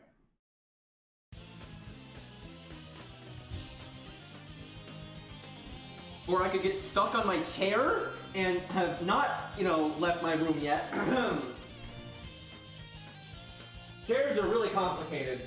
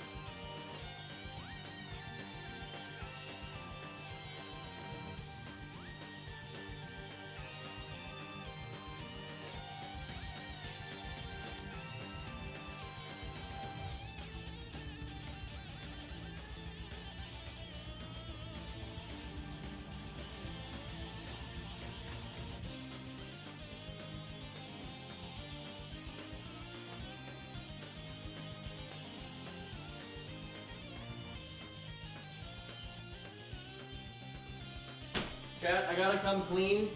I had to use a blue cube to get around my chair. I couldn't solo the chair. I cheesed it. So, I'm really happy right now. I have a Danish, and it's not one of those, like, shitty Danishes that's like cheese and, like, way too much icing. No. It's like nuts and, like, jelly and very light icing with some cinnamon. Like, that's the good kind of Danish, man. That's the good shit.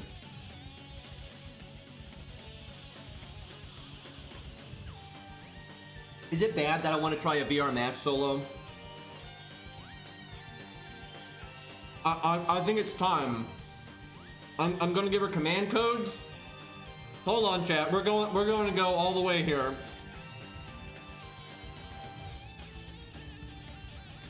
Unless someone in chat, real quick. This is a long shot. This is such a long shot. Does anyone in chat have a 2K Fode Mash? That is such a long shot. There's like 3 people out there that have done that, but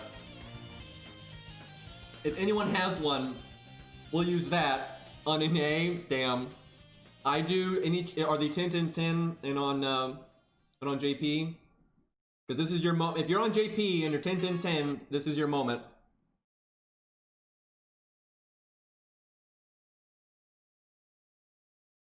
Okay, so I'll leave most of this to your discretion, but if we can, if you have them, we're gonna want a Star Absorb, like preferably the Okita Alter command code on a Buster card that has crit damage and Star Absorb. And then we need like Star Bomb on at least like 2 cards, like the Quicken Art or something. We want some kind of Star Bomb command code, but I'll leave everything else up to your discretion. Let me add you here. I'm actually really excited right now, chat. I've been wanting to do this for a while, and we have one of the Literally, this is the only guy in chat. This is the only guy in chat on JP here that's got a 2K Fold Mash.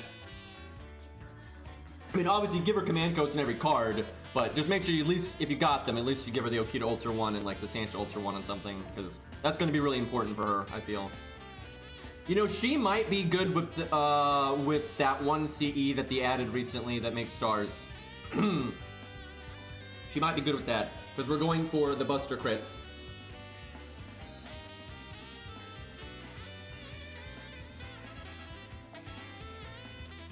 Alright, just send me your digits when you're ready. I don't know what CE to go with, because I don't know what CEs you have leveled. Like, you know, you're gonna want something like Golden Sumo or Wolves of whatever the fuck. Or, you know, a certain new one that gives you 35% crit damage and makes 4 stars per turn. If that one's leveled, that one would be very good, but I would assume you do not have that leveled, because I don't think very many people do. But I'll just say it's up to your discretion. You know, try to give her, you know, the best you can think of. We're trying to crit, right? We want Buster crits. That's the idea.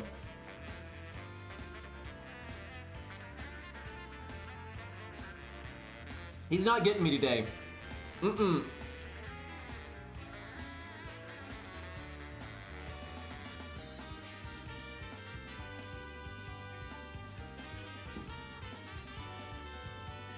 Chad, I'm enjoying my Danish. You can't stop me. Look, man, there are some things in life that are more important than money.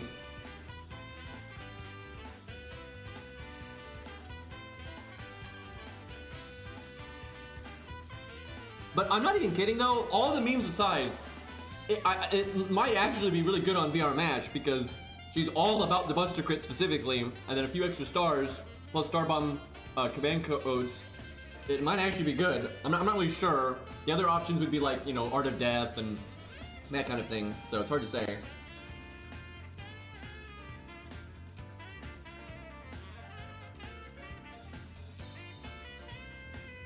But yeah, make sure you add me and you send me your code. That way, it's much easier to add people that way. Well, chat, while we wait, if you got any questions, now is the time. This song is indeed from Baccano, which is like one of, if not my favorite anime.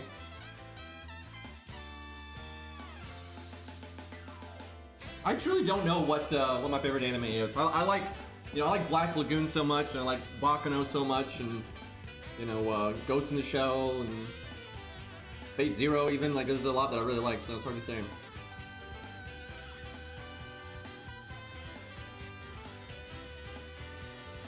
Am I the only one? I'm about to say something that I feel like only like 30 people in my chat are gonna even be like applicable to, but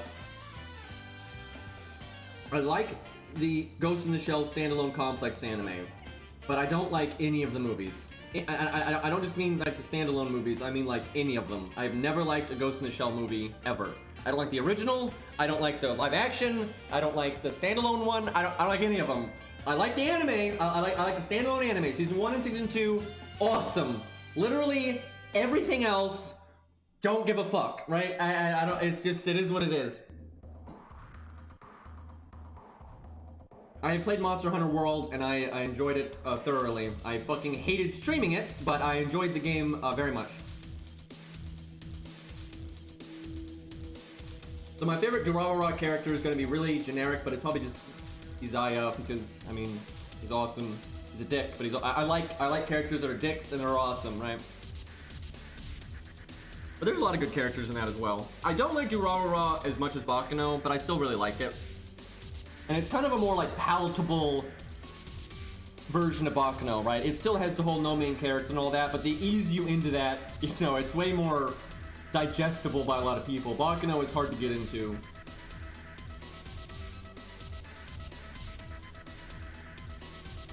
They kind of trick you in Durarara. They make you think it has main characters, but then it's just like, nope, that was just temporary.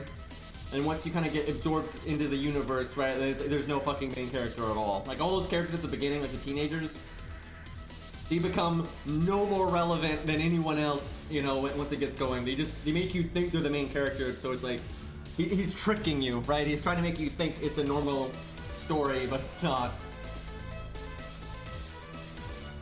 you remember the first game you ever played? I don't know which one specifically, but it's either Chips Challenge, Lords of Magic, Mech or Mech Warrior. It was probably Chips Challenge though. That was probably the first game that I ever played, I would think.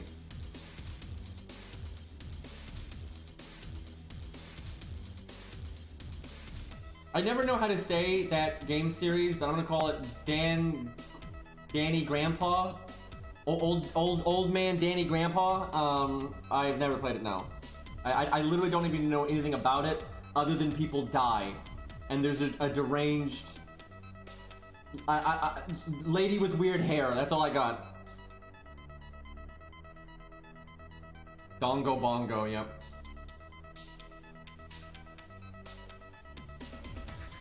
Okay, you gotta send me your code though. I gotta add you too. That way I don't have to wait for the server to update. Give me them digits. Oh, I hope in that time 9 other people didn't add me, because then your invite won't go through. But you know, welcome to FGO. Actually, not. I'm guessing that's a SpongeBob movie, and I have not seen it, so. But yeah, the early video games I remember playing were PC games, and it was like Lords of Magic and Rogue Spear, Mech Warrior, that kind of stuff.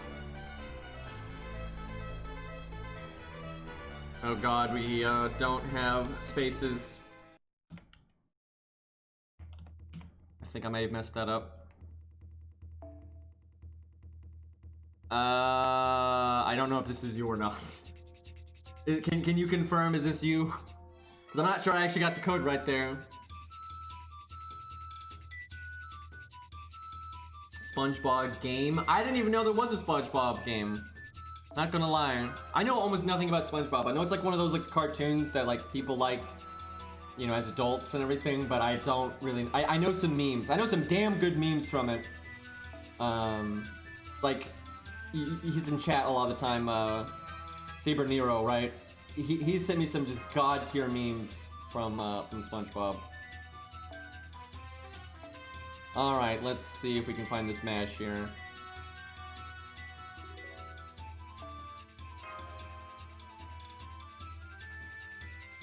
There we go. All right, we need VR mash though. That's the VR. Legitimately, I think VR mash will be better for this. Although maybe not. If you can loop, then regular mash is better. But we want VR mash. We're going for them buster crits here. Bust out the black barrel. Yeah, Golden Sumo's good enough. There's like no... Golden Sumo's never bad, right? It may not be best, but it's never bad.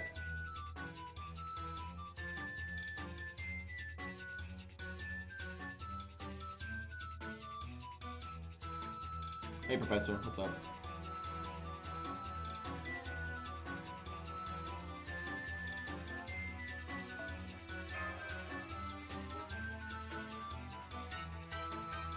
Give him a second here. I think it's pretty rare anybody thinks VR Mash is good for anything, but I mean, she's actually pretty good.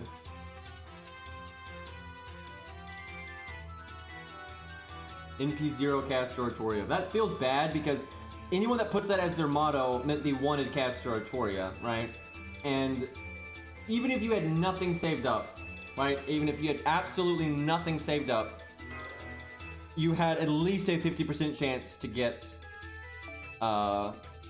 there we go. You have at least a 50% chance to get Castor Artoria because they gave out that many summon tickets and that much SQ. So the entire player base, new or old, no savings, or you know, they at least had a 50% chance. So that feels bad when you don't get that to work out.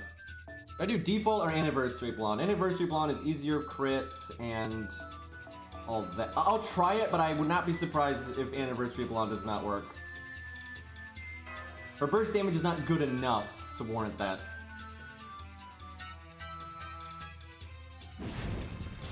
Wait, did we not change the sprite? Because yeah, you have to change the sprite. That's what dictates the skills. Oh god, are we regular mash?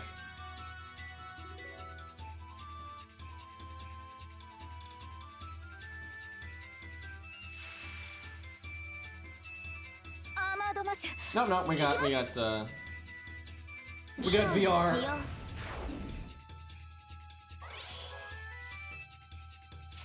Wait, do we not have Black Barrel?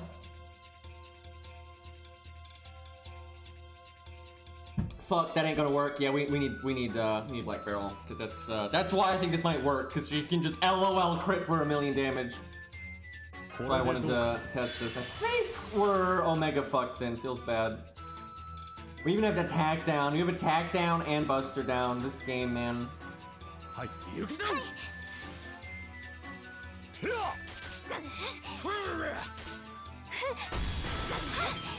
Yeah, you get it in, when do you get it? Do you get it, like, before the Demeter fight? Like, right before the Demeter fight? I think that's when you get it.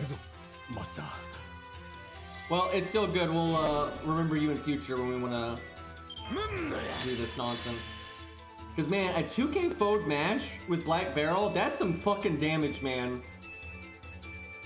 Well, we can still try with Bunker Bolt, but, it's not half as good, unfortunately. I think it still lingers, though, right? Wish we had Star Bomb on quick there. We'd make a lot of stars. Please kill Leonidas. There you go. Okay. Like how the evade on Mash wouldn't really even help because I think it goes away this turn. Well, it'll help me this turn. But if she doesn't attack 3 times, we'll not get max out of it. Alright, we have 100% crit. So you want the big crit to be your first card, not last, because the charge goes away after 1 Buster crit. I think we don't use stars then. But we could get 2 crits though.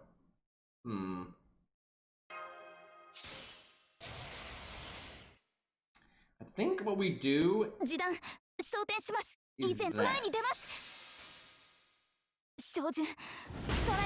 Okay, Bunker Bolt is nothing compared to Black Barrel. It's literally nothing. Like that's not even close to what Black Barrel does. That is nothing right there. I mean, what is the difference? Let's see. What's the difference between Bunker Bolt and Black Barrel here?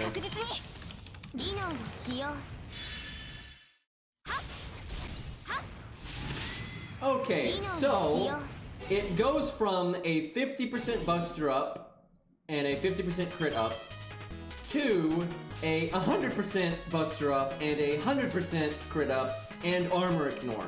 So yeah, it's a little bit better. It's got a bit more oomph there.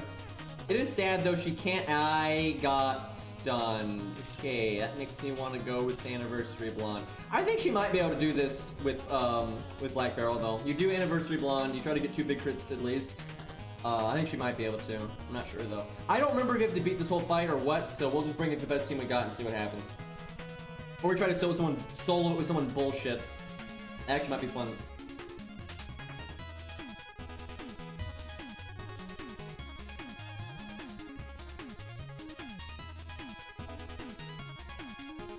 Yeah, with the way buffs scale off of each other, it's more than what one would expect.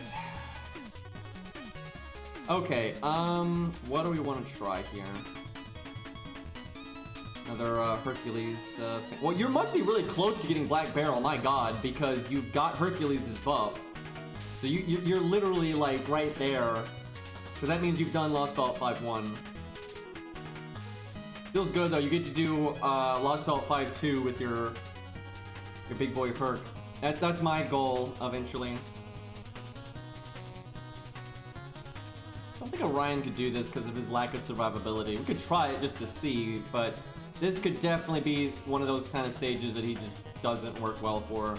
Anytime there's like a survivability check and your damage can only go so far because of break bars and stuff, Orion does very poorly. Like very fucking poorly. But there's other stages where, you know, having Omega damage really matters and you only need a bit of survivability, right? And then he does great.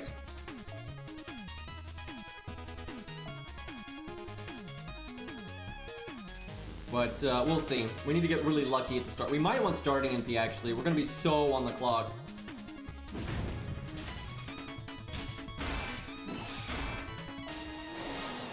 If you just got Black Barrel, then you probably have to on-slaughter and re-slaughter or something.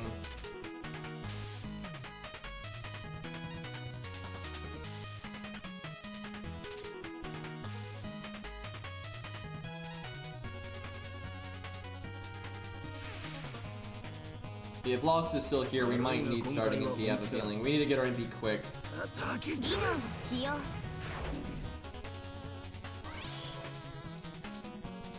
God, oh my god, the command code is still bugged. Like that command code would be so helpful because like MP gain is so important right now. Yeah, we'd be at 44% if that wasn't bugged. That sucks. And then we get even more from the oh, of course George got the fucking evade. 7 more hours until it's fixed. Yeah, I'll be really glad when they do that. 議論しよう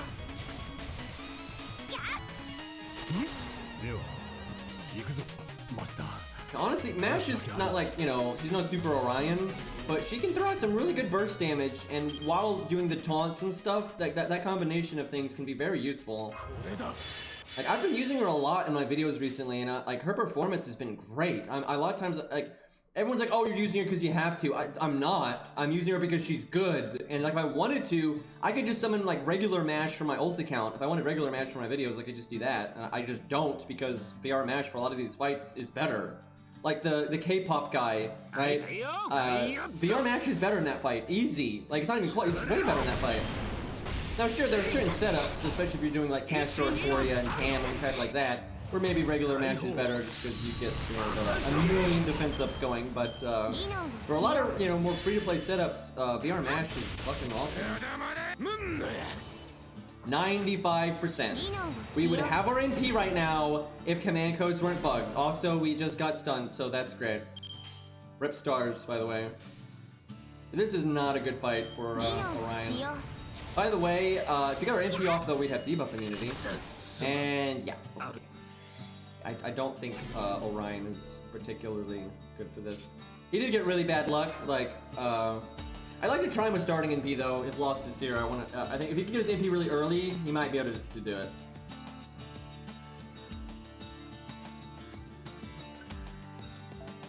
But yeah, Orion has some flaws in his capability to solo. People act like he's like the best solo unit ever, and he's just not even close to that. He is good.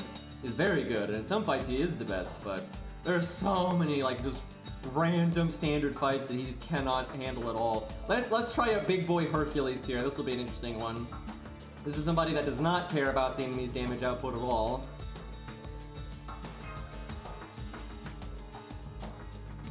Oh wait, I'll check on, if I beat this, we'll cancel the app. I want to check on if we got Black Barrel now.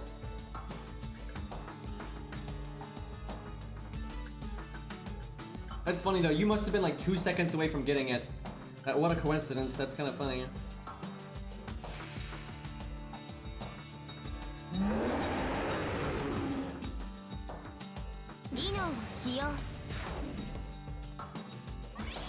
Hey, got lucky on that one, feels good. Not that Herc really needed the extra health, but well, he might. We'll see what happens. I kind of feel like you only have to break 1 health bar. I don't really see them making you do the whole thing. I think you could do the whole thing if you had a really good setup, but with how early this is in the story, I doubt. I don't remember there being a really hard fight with her. And if you had to do all 3 health bars, this would be a really hard fight. And I don't remember a hard fight with her, so I kind of suspect you just have to do the 1.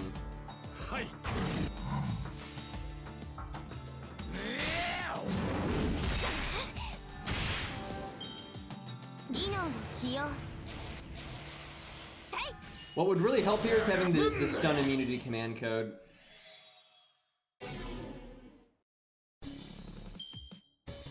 Do I go ahead and cast her gut skill? Yeah, probably. Probably could have cast it last turn, really.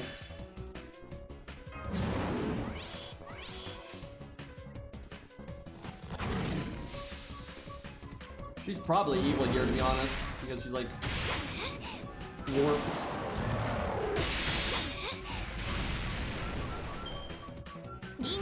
I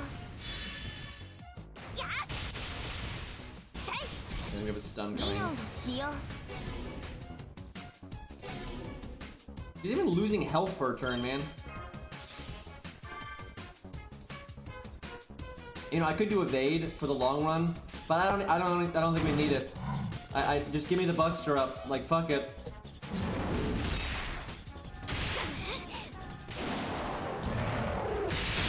If you only have to break this one health bar though, that means Orion could do this though. You would just want starting NP, and you just NP and you break it and you're good, right?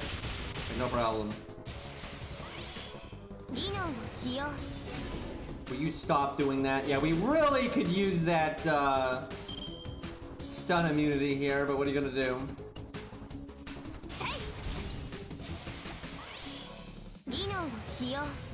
Oh my god. Yeah, I think we need that stun immunity.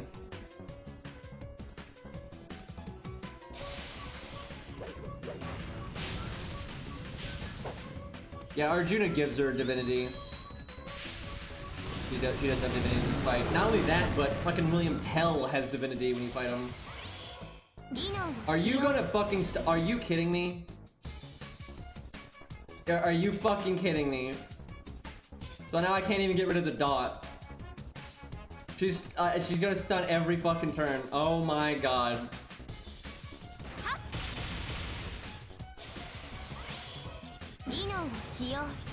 Yep, you literally have to have stun immunity if you wanted to solo this with him. Because otherwise you're gonna get stunned forever. Okay. I don't think Beastly's here, so we can't get that. Feels bad.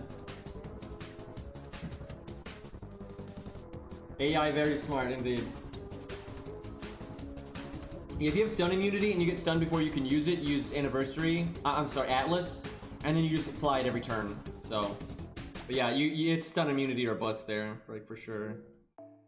I didn't realize she cast it that much.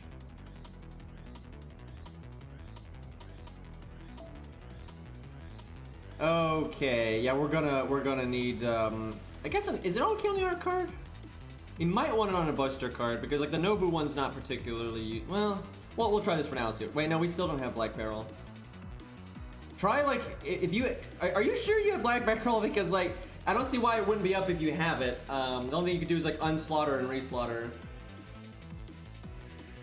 Have you done Lostbelt 5 too?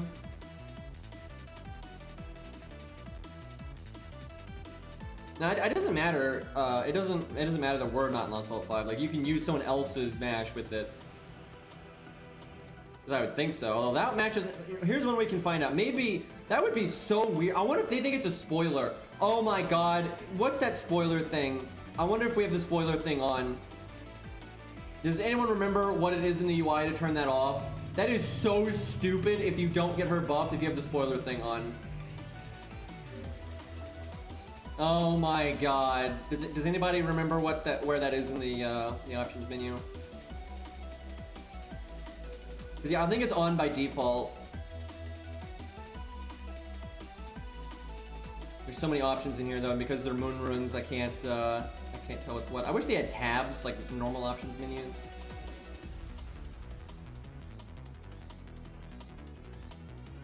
I may have to look this up. I don't think anybody knows. All right, let me find this here.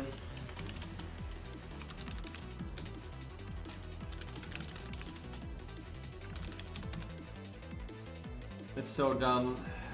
I was so mad when they added this option because it's so pointless and stupid, and it's like pandering to like the dumbest demographic ever, and then it makes so many problems for anyone that doesn't speak Japanese. It's the worst.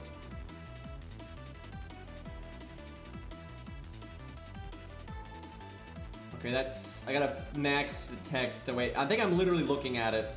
So it is off, I think, right now, because if it's this one, it's already off.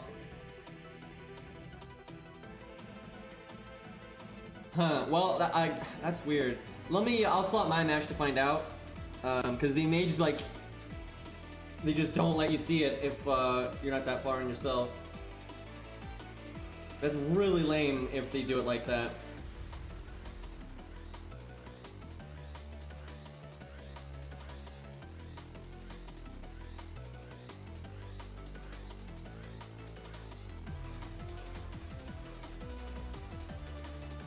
Okay.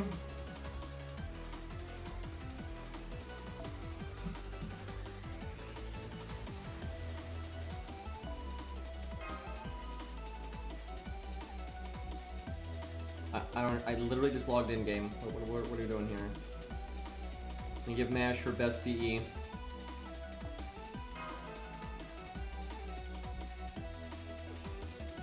Yep, she doesn't have it. So that's fucked, man. That is so fucked.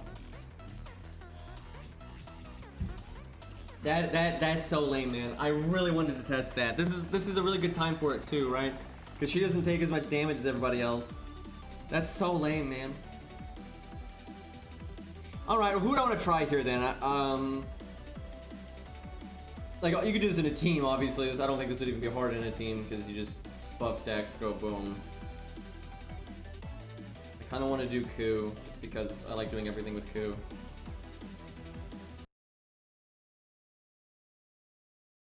Could do Canis. That's kind of fun.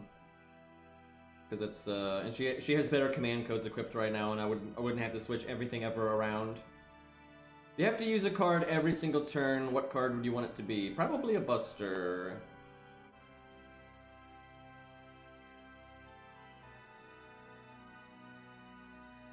I'm so glad the anti-stun command code exists, because there are some fights where it's just like so obnoxious. Like that sleep fight with Van Gogh. It's like, yeah, on a team you can deal with it, but in a solo, there's no dealing with that. So it's nice to have the command code. Oh my god, the command code's equipped to somebody else. Like, that's a really random one for me to have equipped right now. It's probably on Jet Kita, actually. Nope, it's on Jolter for some fucking reason. Oh yeah, Mothman. That actually makes sense. Because Mothman could stun too.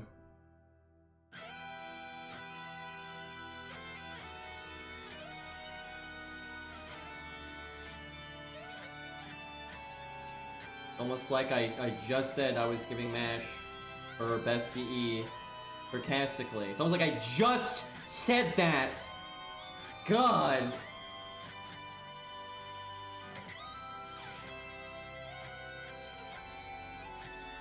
Sometimes, man, there's no level of disappointment that you can express.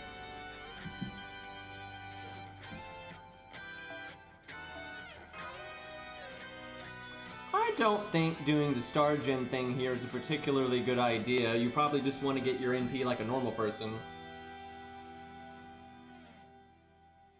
Can you imagine if they had Black Barrel affect, or they had Black Grail affect Black Barrel? Like, that would be so ridiculous, the amount of damage you get out of that. Like, at that point, you got a full-on damage dealer there. Like, that would be nuts.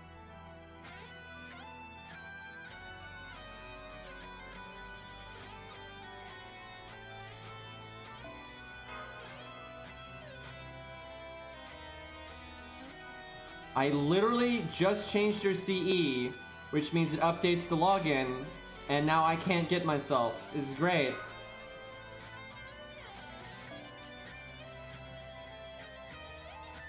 Now, normally, you would go, well, I think I do... This really is a time where I think Anniversary Blonde is better, but in case I get stunned at, like, the worst time, I need to have it, in case I don't have the immunity up. Because there's no point in having your cooldowns come back faster when it's, like, a race against time, so...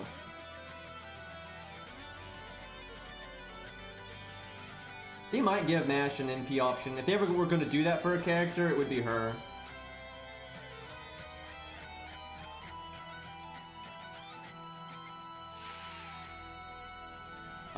They do the story support CEs in Lostbelt 4, but you don't get them retroactively until later. Like, from Lostbelt 4 and on, any new major content will have them. Like, when you rerun some, like, whatever events, they still won't have them. When you go back and do old stories, they still won't have them. But eventually, there's a patch where they just blanket apply them. Like, you're not gonna have them in Shimosa for a little bit. Yeah, I remember it was really weird when they first added. Now, NA might be different, actually, because NA gets so many quality of life updates so mega early. When you get story support CEs, they might give you the updated version of them right away. So you actually might get them. Hell, I remember there were some events that they reran. Like when they would add a new event post Lostbelt 4, anything in the new event would have CEs. But when they would rerun something, they wouldn't. Except for when they reran like very significant stuff they really cared about. Like I think like the Prism Ilia one or something, I don't remember. But when they did like really major reruns that were really important, they would retroactively give them the CEs. But I remember several reruns that did not get the CEs. But it'd be funny if in a got those events and they actually had the CEs. Although they probably wouldn't, because for events they don't give them the blanket CE. They give them the actual event CEs. Whatever CEs are from that event, they'll put on people. But the code to do that for like the old events doesn't exist because JP never did it. And by the time JP started, you know, making it like across the board, great opening hand, by the way. But by the time they started making it across the board, those events had already passed. So NA might not get them for those. But what I'm getting at is you might get like the CE and like Shimosa and stuff right away. It would not surprise me at all. At least they gave it to George. If someone's gonna get the evade, it's way better for it to be George than Leonidas. It's bad though because that means the stun hits one turn sooner. And you may not have had access to your deck by the time the first stun comes out.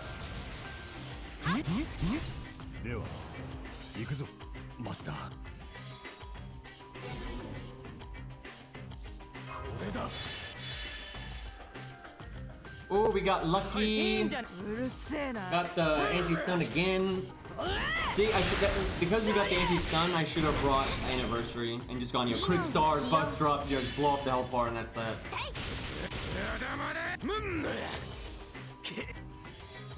But there was no way for me to know. It was like, although we just know affected it, right? We could have not gotten the card and gotten right. Should have cast my third skill last turn. I've been making that mistake a lot recently.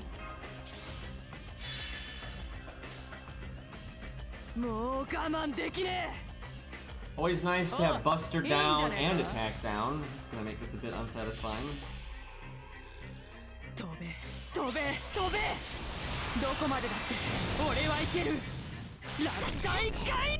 Remember that stream where I was talking about why you need to actually... This was a while ago, but I had a stream I was talking about why it's important to do like on-paper testing and real testing. And there were so many people disagreeing with me, and we were talking about the stun mystic code, I mean the stun command code, and everyone was saying it just blocks stun, it doesn't block charm or anything else, and me and Ari were like, you know, we should actually test it to be sure, right? And everyone and their mother was saying, nah, it's just stun. And then, oh look, it actually blocks all kinds of incapacitate, not just stun. That was the most hilarious stream ever because it was such a great example of what the fuck I was talking about. Also, we just got absolutely melted there. We had a 3k damage cut and we fucking died anyway. So that's a thing. Glad we had guts, by the way.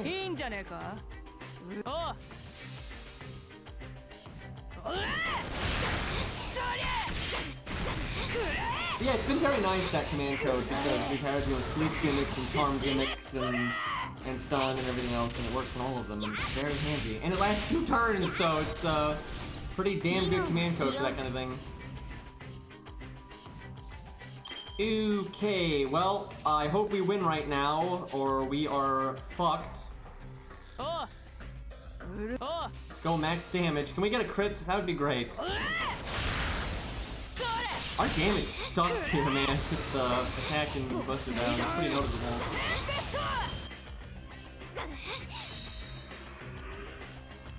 Uh-oh. Okay, we have to take this more seriously. I want to point out, Hurt could probably still solo this if he had the CE. But I don't know about Canis. Oh, we have to break 2 bars then. Or it literally ends after that turn. It might be that. That would not surprise me if that was like the turn you had to survive. Alright, I'll try one more solo before we actually use a team. We'll bust out Ku finally. They pushed me to it. Let's see. We're gonna have to give him the anti-stun as well. Could go anti-divinity command cards if we wanted to, but I'm too lazy. Like, legitimately, that would be a good thing to do, but the command code UI is just too much for me, and I don't want to do that. Guys, look, Canis didn't win, so they need to buff Canis, man. Like, wow, she didn't even beat that stage. What a joke. Imagine if they buff her in P, and it gives her, like, a star bomb effect. Like, that would be so fucking powerful if they did that. And I really do think they're going to buff her at some point. Like, people will not shut up about her being bad.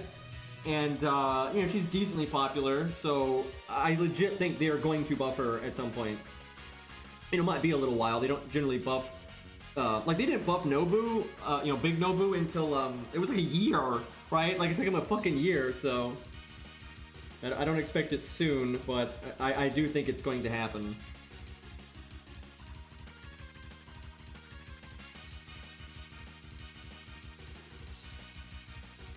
Oh, Demeter's gonna be fine. Like, I'm not worried about Demeter at all on this account.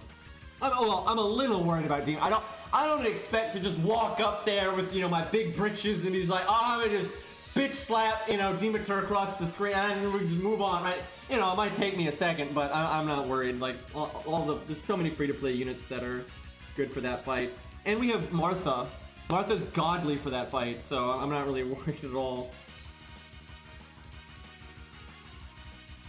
Okay, I need Star Bomb, and then what on the art card? Normally I would say the Merlin one or something, but is broken. Should give him the NP gain one, but it's equipped to somebody else, and I can't be bothered, so I'm gonna give it Star Bomb. That's really weird to put Star Bomb on Ku's art card, but good enough.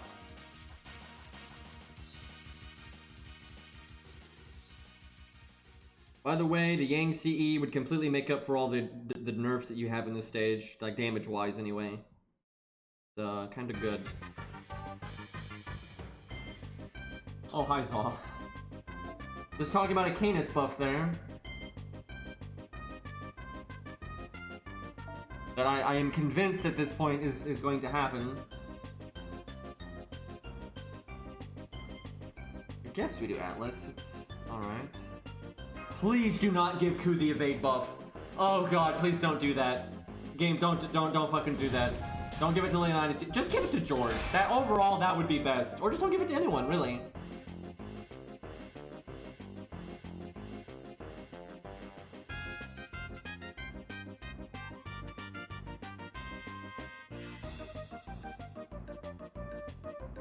I still cannot believe the buffed Luvia dude. It's just, she's so disgustingly strong. And like, yeah, she needs a buff. And a big buff for some fucking reason.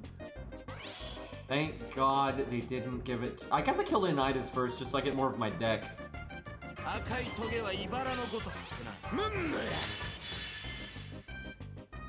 This hand sucks.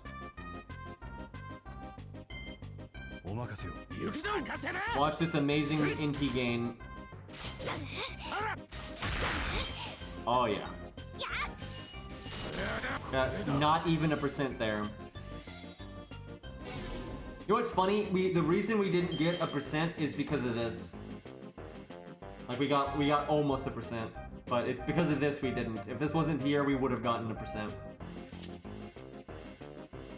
It was definitely the right call killing Leonidas though, because then, you know, the deck is way more merciful. No anti-stun here.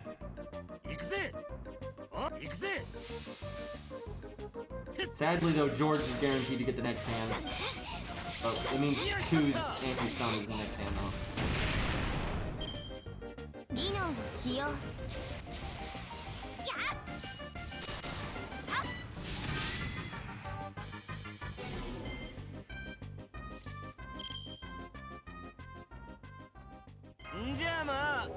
I might be too soon, hard to say.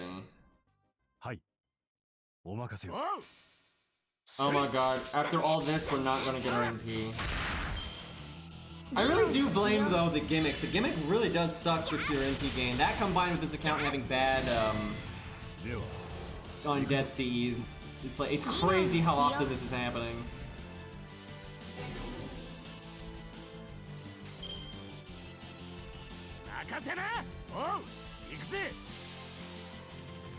Like, if we had either or, like, if we didn't have the debuff, we would have gotten our NP there. And if we had a limit broken come long, we would have gotten our NP there, so... That's kind of annoying. Don't worry though, that 600 heal is gonna really help when the boss hits for like 30k. Like, no problem. I want to know, how does that stun work?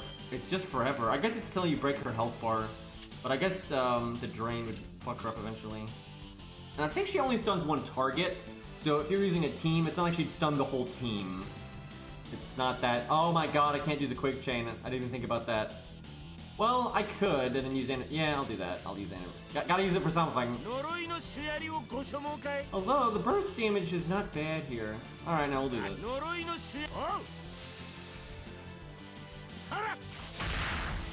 I say that as my Buster card does almost no damage at all. Because attack on Buster damage. Wow, only 67k?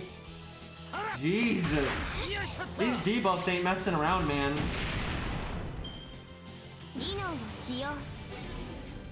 Could you... You know, I would have liked that help. Thank you. You know, maybe we could have survived the hit. Oh boy, this is going to be a really productive turn right here. Like, this is going to be a really productive turn right here. The one good thing is you get the overkill. I guess that's nice. It looks like she's like front loaded, right? She's awful for a while, and then she just turns into a berserker at the end. It's easy for a team, but this might be just solo. I think we gotta actually fight her. Shit. That's more interesting than I remember. Why did I never make a video for this? I mean, it probably is pretty fucking easy with, like, you know, a team just because, you know, your front row is just sacrificial skull, right? That's kind of cool. Unless it ends right now, and then I'm gonna be pissed as hell, but... I guess she doesn't stun anymore.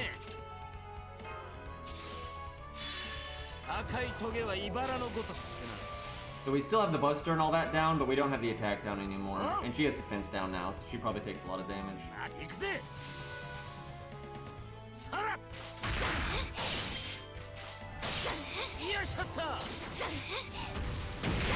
Really no point in NPing this one, because she has a little health left.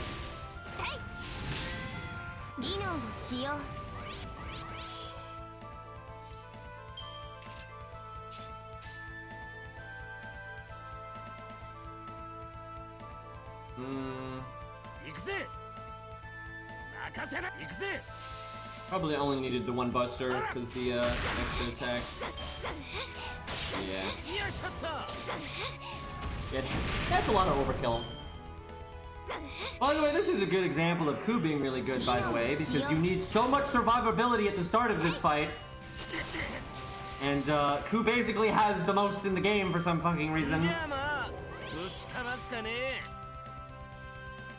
Like, I think we win right now. I gotta say, I always like when my boy Ku just gets to show everybody up because, although Herc could have done this too, the only reason Herc didn't do this is because he didn't have the anti-stun thing. That was the whole reason he got, blown up there. And you might be able to do this with Orion. Orion would just have to get his fucking NP right away. You need to get it very quick, because then you have debuff immunity, right? And then you just need to you have your guts and your Mystico to handle the next 2 health bars, right? You just need to have Orion get his NP, blow up the first health bar, and then you have your what little survivability you have for the next 2 health bars. Because Orion could hit her with his pinky in the next 2 health bars and kill her, because she has the defense down, right? So he wouldn't need anything to blow her up. So Orion might be able to do this. Let's see. Actually, you probably could do this with a non-100 Ku, just because the health and stuff doesn't matter. You just need to stall at the start, and that doesn't change too much. Like, sometimes the extra health does give you more turns, but it didn't here. I'll do slow-mo, because anyone else want to see this on a team? I kind of want to do this on a team, because I feel like it's kind of cool enough to do that. Yeah, Proto-Ku's not doing this. Yeah, that's not happening.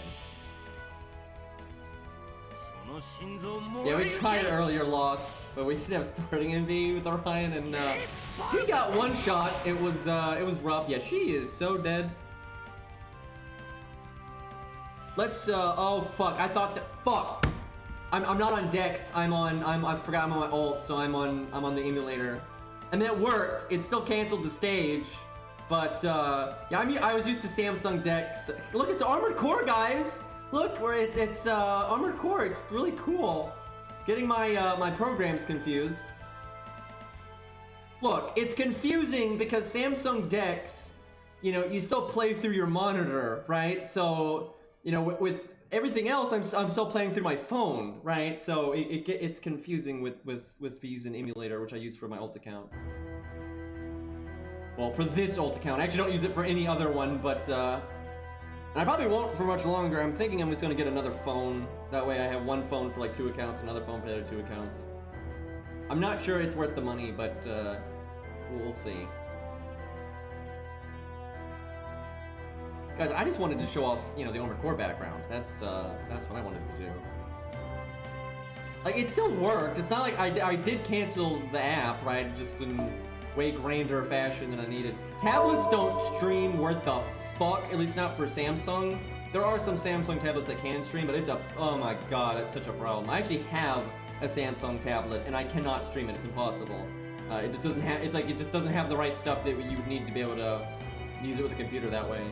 It's much easier with Apple tablets. They have a very easy time streaming. But I don't have any need, because it's so easy to mirror your phone screen onto your computer. I don't need a big screen, right? Because if I want to, I can use my PC monitor as my screen anyway. So I don't have much need of a tablet. Unless I don't know, unless the tablet was just powerful enough that it ran the game like a dream, right? Then maybe I get a tablet. But anytime I look into tablets, it's just confusing as fuck, and I can't find one that can actually stream and then have good specs. So I normally just don't bother. But it would be cool if I got like a tablet that could just run like any mobile game like it was nothing.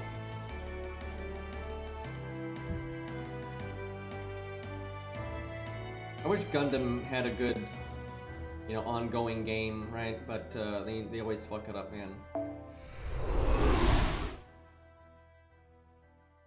Yeah, from what I've seen, Samsung phones are awesome, but their tablets are crap, which, especially for streaming and stuff, which really sucks.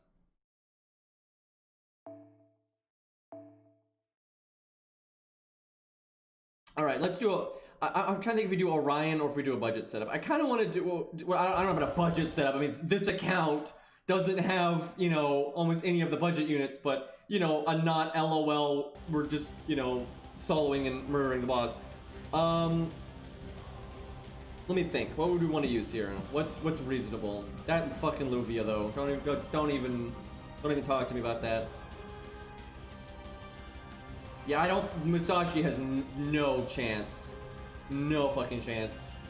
Like, she just does not have the survivability. She will just get blown up so fast. Like, who is pushing it on survivability, right? Because it's not a damage check, it's a survivability check. The way this fight is, you absolutely have to have a certain amount. Like, having enough damage can speed it up, and you won't need as much survivability, but she does not have the kind of damage that you would need. And you can't one-shot this boss, right? It's impossible because of the 3 health bars. Now, Ku Alter could probably do it. He'd be pushing it. You have to get a little lucky. You don't want one of those shitty turns where, like, protection from arrows breaks at a bad way. I kind of want to try that, actually. Does someone have a good Ku Alter? I think it's actually interesting.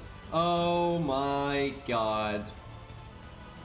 Can we give him the anti-stun command code? He really needs the anti-stun command code on a Buster card. I will say Musashi with that craft essence actually might be able to do it. I'm not sure. It depends on how fast you can blow up the first health bar. That CE is the you know, the value button. All right, let's see what we get out of this. Now, this is not exactly a fair comparison to regular Ku because regular Ku wasn't using that, but we're gonna do it anyway because I think people want it. So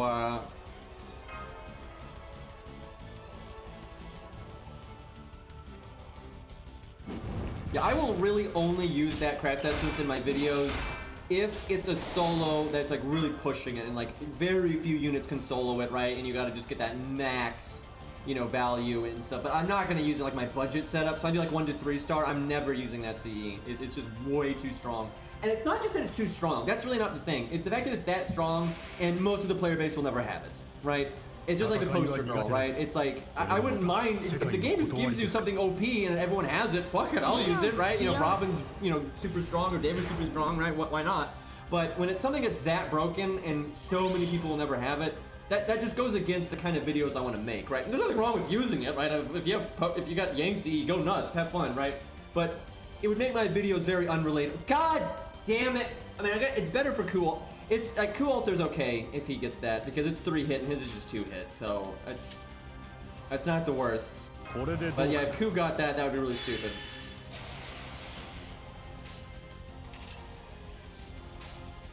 But yeah, like what I'd like to do with my videos, I want it to be if somebody doesn't have the exact things that I have in my video, they can still emulate the style of the team. That's overwhelmingly what I try to do.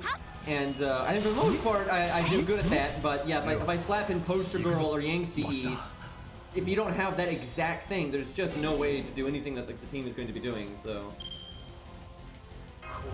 Oh my God, Ku Alter is not getting good luck at all right now. This sucks. Barely gotten any damage or NP gain in. Basically done nothing. Very bad start for him. Well, if he somehow wins anyway, that'll be impressive. I guess that's our punishment for the Yangtze, right?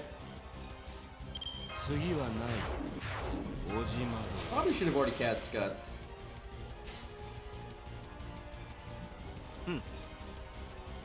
Crit versus higher damage. Probably the higher damage. Wait! No! I fucked it up! I should have. I mean, that's not that much lost damage, but I should have done the burn first. Because, you know, you get the damage for the other card. That's a minor mistake, but there's no reason to make it, right? There's no reason to do that.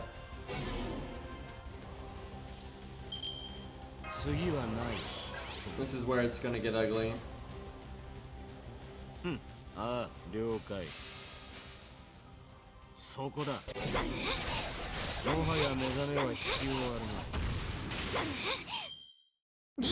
feel like Ku Alter is just gonna have to use up all of his gas in the first health bar. Like, the attack down is just so shit, man. Thank God, though, we can stop the stun. Like, oh my God, she spams that.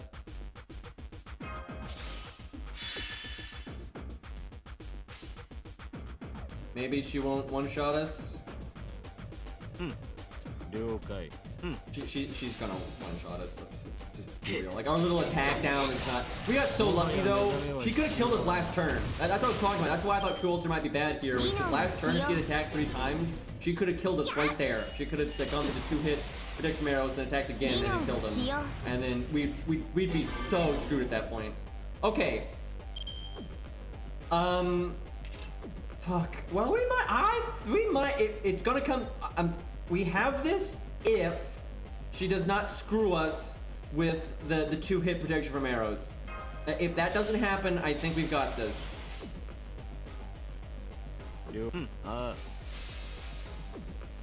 Masashi might be able to do this with a Gut CE. If she was like level 100 MP5, all that nonsense, you know, command cards, all that, she might be able to do it with the Gut CE. Maybe. So basically we need to break with our NP, and then the extra defense down needs to be enough that a Buster Chain just ends her, right? That's what we need.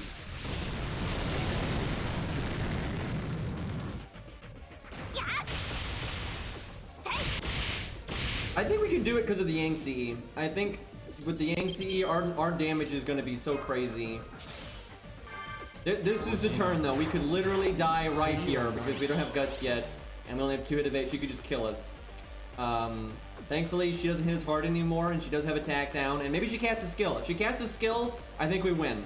And we do get a defense up. We're actually going to have 2 defense ups. We're going to have 2 defense ups and an attack down.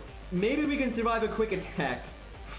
I don't. We definitely can't survive Buster, and Art's iffy, but maybe we can survive a quick attack. All right, I think we do our quick card because if we could crit next turn, that'd be great. I feel very safe that we're gonna break here. Just cast a skill. Just cast a skill, Forehead. It's fine. You don't.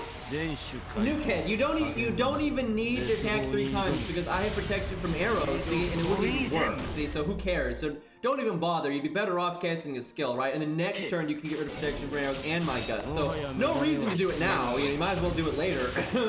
Because, you know, protection from arrows is 3 hits, right? 技能を使用 Okay, that's a gimmick. Oh, we win. She bought it, chat. She bought it. What a dumbass. You felt. I'm like that guy in, was it Princess's Bride, right? The guy that thinks he's so clever, right? And he's not at all, right? She bought it, boys. You fool, indeed. All right, I think we win. Oh, that felt good. That's funny though. We literally could have just died right there. That happened twice too. We had 2 turns where we could have just died because of that, but we got lucky both times. Feels good. I guess there's a slight chance we don't kill here, but with the Yang CE, I'm pretty sure we got the damage here. Especially because we got a 90% crit there. Oh yeah. Woo! No, it's fine. We applied guts now too, so even if we didn't kill, we would be fine. Okay, we didn't kill, so now you're just making me look bad. But again, we actually got to apply guts that turn, so it's fine. Running out a little bit classic blunder, yep. Alright, yeah, I'll just cancel because it's obvious he's won now. Okay, so he can do it, but 1, he used the Yang CE, which, you know, that's a bit much. And then 2, we did have to get fairly lucky there, but it is doable, so.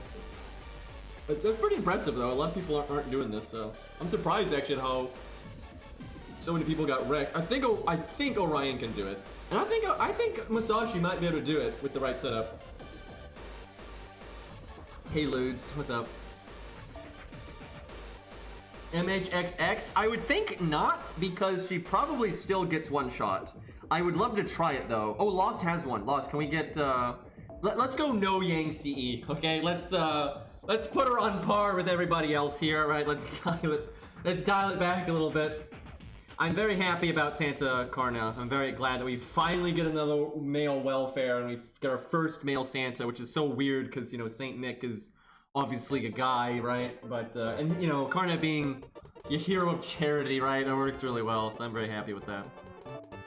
And so far, I like every bit of news for the next Christmas event.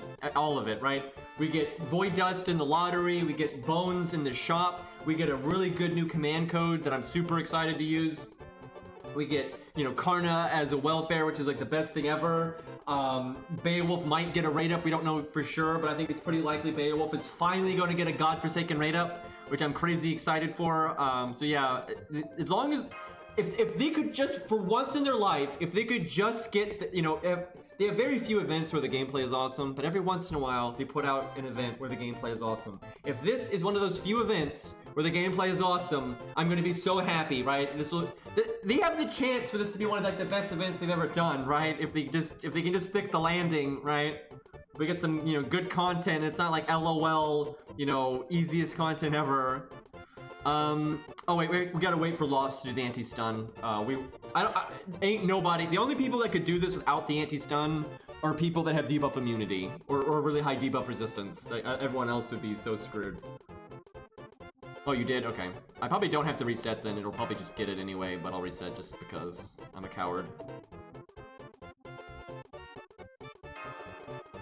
So what will determine if she can do this or not is if she can phase tank at least 1 turn. If she can phase tank 1 turn with just her health, I think she might be able to do this.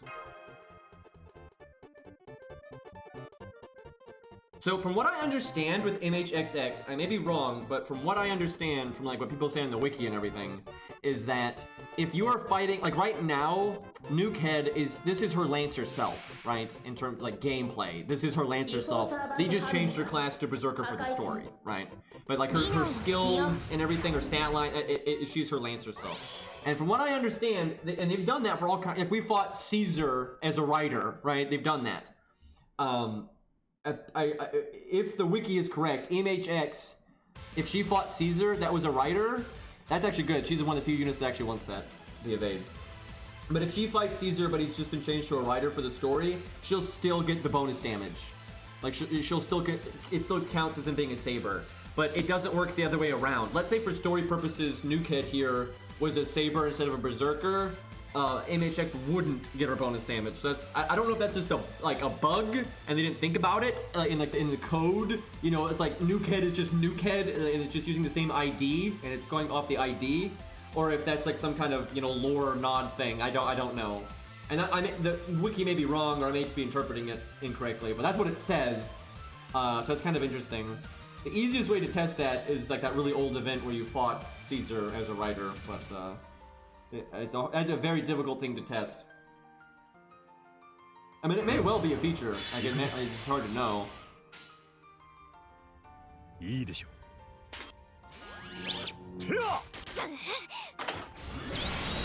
My guess would be they went. This is what I think is happening. This is my guess. My guess is they went into the game and like flagged units for her bonus damage, right? And they flagged everyone that was a saber, obviously. And then the game, like this Nukehead here, is still pulling from like the same unit ID. So they're still tagged like that, right? It's not necessarily a trait, it's just something that they applied to the unit, right? That would be my guess. But it could also just be on purpose, right? Who knows?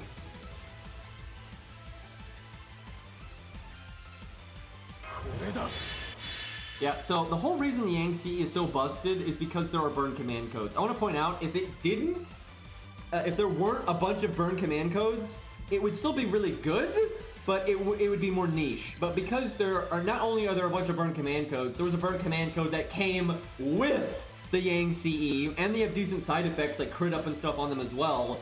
It's just busted. Like, it's literally busted. It's one of the most busted ass CEs I've ever. I'm starting to think it's more busted than Poster Girl. It's hard to say. They're really hard to they're really hard to size up because they're so different. They're both unbelievably impactful, but they're so different in what they do. And I don't know. I made a new toy effect. I do think Poster Girl is probably still better, just because, you know, that is so powerful, being able to turn any unit, a buffer unit, into St. George, right? That's so busted. So I'd probably say Poster Girl is probably still better, but it's close. There's a lot of broken shit you can do with the Yang CE, but there's probably more broken shit you can do with Poster Girl, because just on like the budget level, right, it makes you a lot better. But even on the whale end of things, when you're doing like Castor or Tordia and everything, Poster Girl is still good because it cycles and stuff. Where like the Yang CE doesn't get used a lot when you're being an Omega Whale because you don't need damage. Because you're using like, you know, double Castoria or Merlin Waver or what, right? You have so much damage up. You're not struggling to break the health bar, right? So that you don't need that giant damage up. So they normally want starting in P. Like overwhelmingly, a lot of like whale setups want starting in P because it just gets the ball rolling faster, right? And that's all they really care about. Okay, so what do we do here? Definitely do this. Wait, no, because this only lasts one more turn. I thought it lasted longer. Well, we'll just pretend we didn't receive the evade. We'll just pretend we didn't get it, which is fair enough. That's a more reliable way of doing it anyway. So, guys, I'm just equalizing, chat. Okay, that was good. And our boy Lost being smart with the command code placement, by the way. The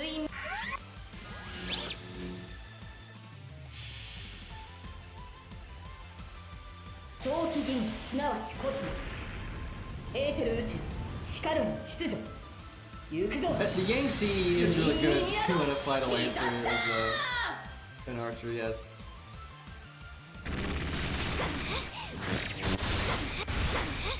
I know, Rex, that always feels bad, doesn't it? When, like, you get that diminishing returns, like, you know, Quetz already has burn, and then Ku has, you know, he not only does he have guts, but he's, like, because, okay, units that have guts, like Beowulf or Hijikata or something, they don't care about having a guts effect from a CE, because they're not going to loop their guts anyway, right? So they're okay with, like, you just let the CE guts go off, and they cast their own, and maybe use the Mystico. That's fine, that actually works well for them. But units like Gramps and Ku can cast their guts way in advance and have it come back. So it's like, it always sucks for them when you have to use a gut CE. At least with Quetz, though, you could get the burn thing going sooner. You wouldn't have to get an NP off to start getting the Yang CE going. Yep, that attack down is massive. It's because you have attack down and you have quick art buster down, right? These two things combined, your damage output is just is not good.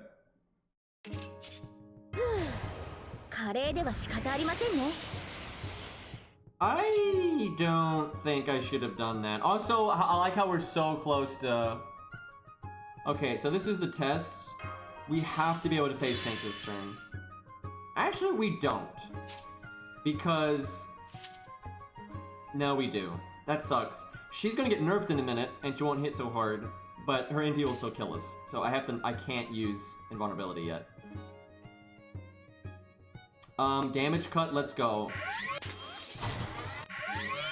That's clearly gonna save us, guys.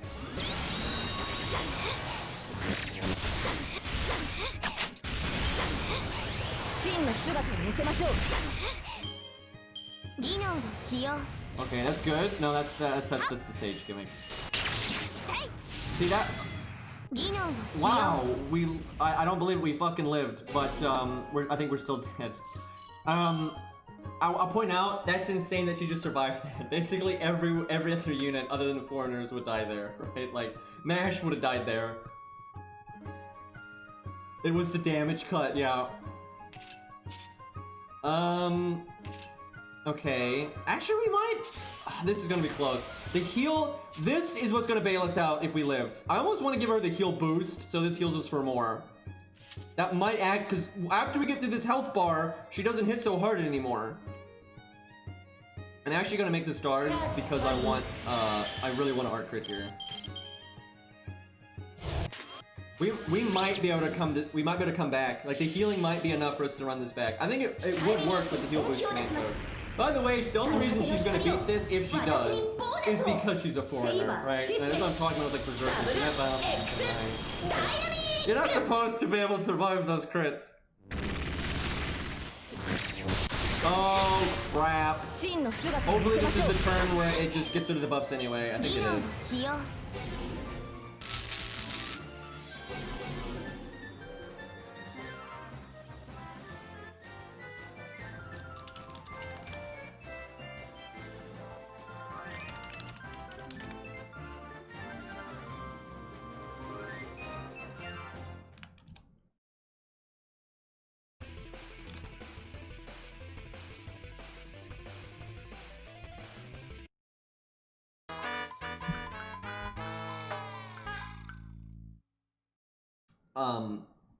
So she has a life drain that does not leave you at 1 health. Remember yesterday when we were really hoping the life drain from the Limbo's cards couldn't kill you? Remember that? And they didn't? Remember they didn't? Remember that? That was nice. That was really nice. So I just realized that means that entire time. Like, I guess she does it at a set time. She does it on that turn. And Ku also just had enough health that didn't kill him. Okay, let's try that again. That means we have to get to that part with more health. Or we need to heal for more or something, right?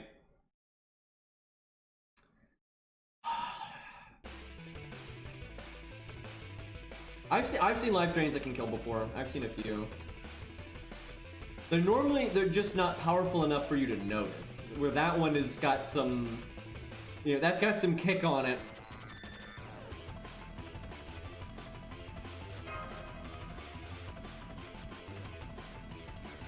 Okay, we have the heal boost on our Buster card, which is a little awkward, but I don't know, what else could you put it on, really? Like, the evade's cheating though, because, you know, like for Ku and Ku Ultra, there's so much diminishing returns on it that it didn't really affect them, but for her, it's actually a boon. Oh yeah, that's right. You're right. Emi Ultra can kill himself with that gimmick there, and he did. Good times, man.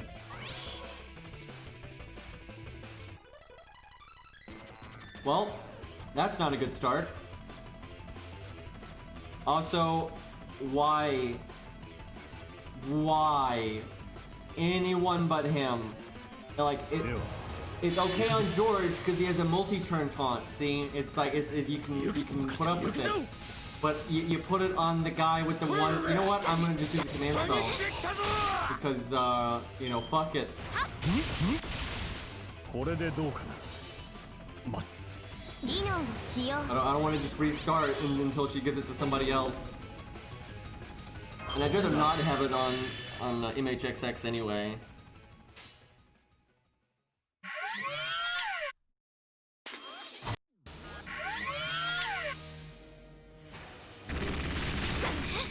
The bad thing is that we're gonna need our anti-stun, which I think we'll get. 真の姿を見せましょう。技能を使用。 So this song is from Into the Gungeon, which is making me think of MHX with just a bunch of guns. He still has an evade hit.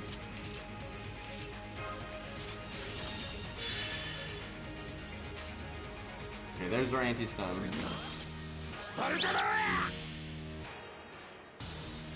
I would love to play Into the Gungeon. The reason I don't play it is because my eyesight just can't handle it. Things are too small and too much is going on the screen that it don't work out for me, which is unfortunate. It looks like a really fun game. Like a lot of top-down, like bullet hell kind of games. I have a really hard time playing. It's not even me being a boomer. That's my eyes have always been like that. So, okay.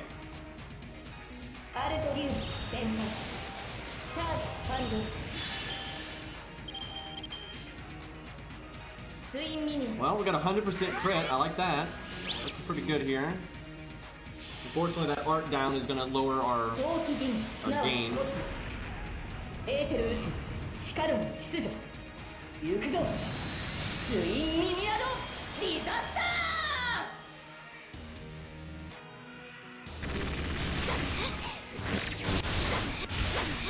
And still lost. Get over it.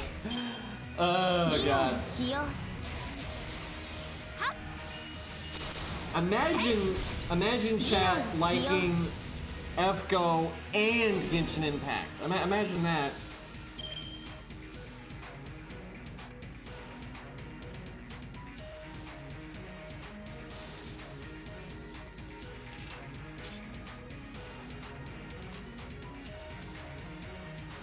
Okay.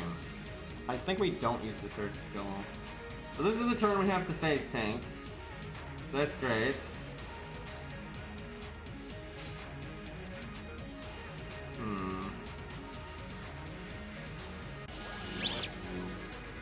I have to use this card if you like it or not. I guess we do this.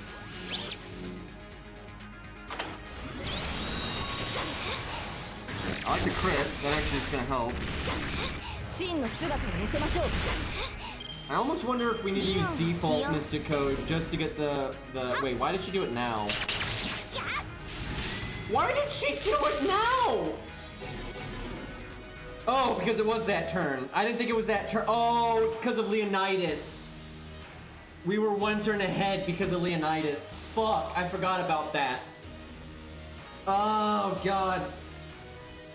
So, I think she can beat this. You just need to get really lucky. I think her win rate here would be pretty bad.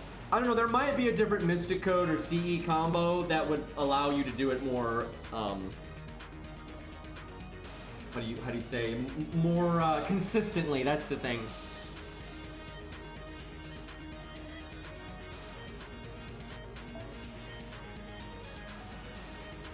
Okay, let's do a team now where we don't just get carried by a support. We'll bring a support that's like reasonable to bring, but we don't want to bring some bullshit.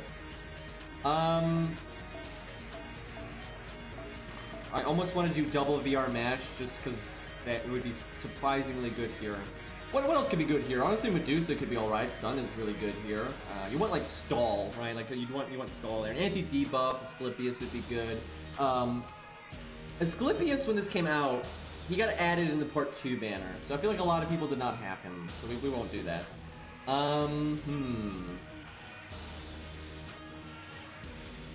David's fine. Who else has debuff stuff? Debuff stuff would be good. We could bring our Martha. That's not too bad. We could just summon a David. I feel like that's helpful but pretty low impact. I don't think anyone would say that's like carrying you. You could summon a million things that are going to be more impactful than a David. Like, David is good, and for a low star, he's incredibly impactful here. And we'll give him that, the one CE that is kind of like, sounds like that other CE that I almost said earlier, but I'm not saying now. That's the one.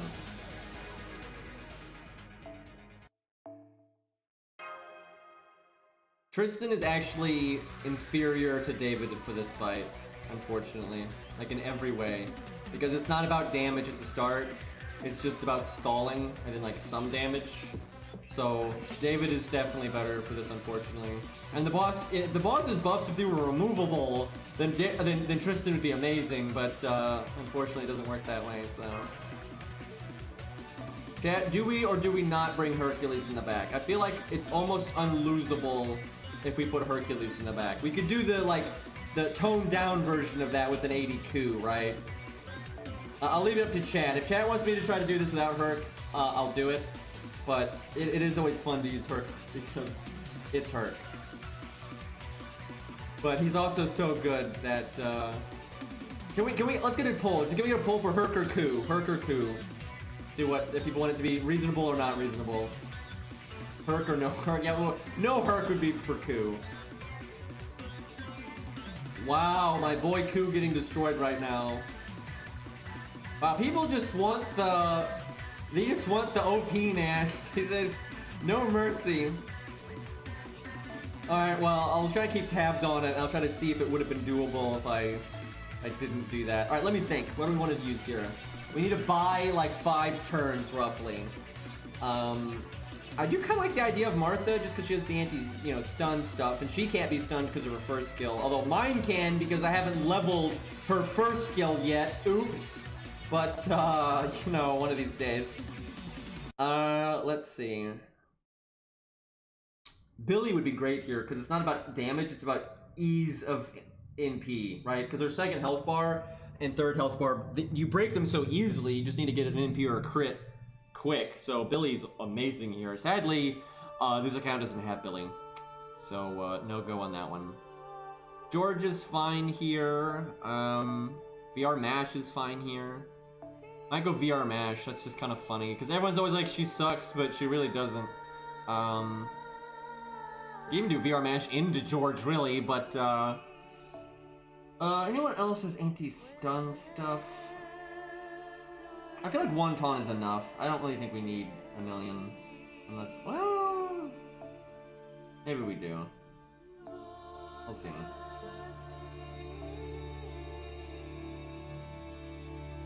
What for damage? Someone that gets their NP really fast, and then David's pretty good. Art Chains probably will do enough damage. Robin will definitely do enough damage. Coup is just fine, but a bit unnecessary. This is all right. We could always do a lot of options here. I wonder if George could live long enough to get his NP. That'd be pretty funny.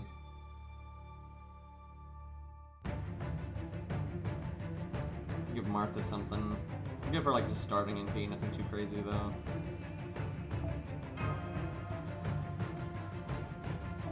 We'll see if this works. Give George NP on death. I I almost said it, but I could give him like the sunlight one, for the living a lot longer, but I don't think he needs to live that long.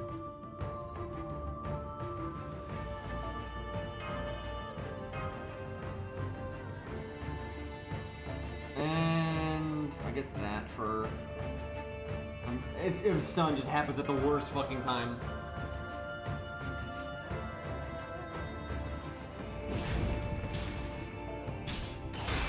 The account doesn't have Phantoms, unfortunately. He's not getting me today, man. He's not today. Maybe some other day, but not today. I got it, chat. Besides, this account doesn't have it. It has Sunlight, which is the other one, right? I don't remember what that is even called. It's like Oathful Sunlight or something. I know Sunlight's in the name. That's all I got. Okay. Why did you have to give that to Mash? Why? Let me think. Do I just cast David's Evade anyway? I think I do. How about this music though?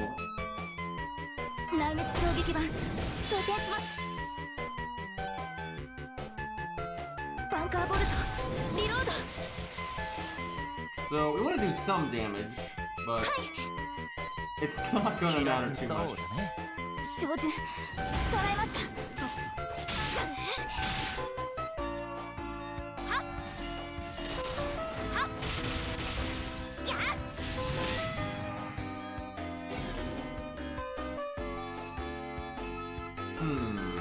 Do I want Martha to use her first skill just to not get stunned? I don't think she stuns yet. I think it's like next turn.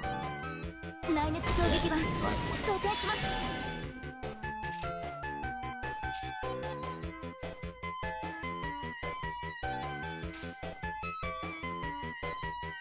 You want to heal mash? Not particularly. 前に出ます Maybe I should have given mash starting MP. 示弾前に出ます The defensive wouldn't be that bad because it's not going to hit the same target 3 times. Well, generally. 技能を使用やっせい Maybe I do heal her then. 救いを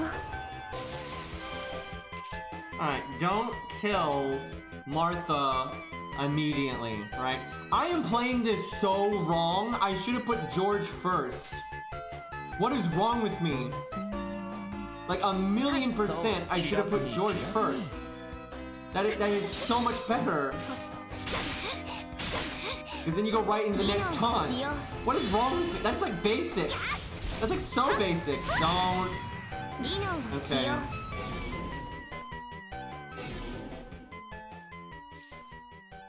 用 祈ります Not that it really didn't matter if he was stunned there, to be honest. So I probably should have. I should only use that when it's like a turn where it's really gonna matter.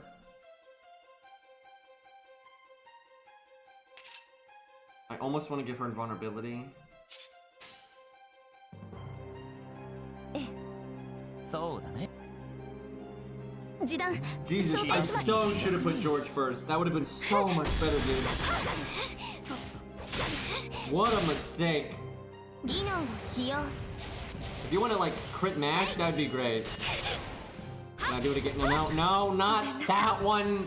技能を That's 使 the 用 good one. So we might still win, but that was a huge mistake. Like that was a big fucking mistake. Putting VR match first. I have no idea why I did that. では行くぞ 前に出ま いいですしょ I kind of want to reset just to show the value difference, but I do think we're gonna win anyway. But I really wanted to do Martha's MP, man. Wanted to see how it did. ごめんなさい Oh yeah, that can kill, right? 技能を使用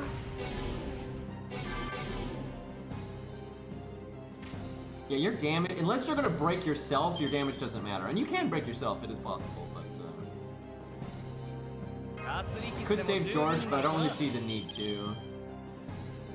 By the way, this account's gonna get a poison command code soon. I'm so excited for that. 気楽に仕込みは上々そらよっと技能を使用 Yeah, I do want to do it this. I want to see if I can win, but then I want to do it one more time and just do it right. I'd like also to point out, like, you could use your support for Herc, and you bring your own David, right? Like, but it doesn't even matter. これでどうかな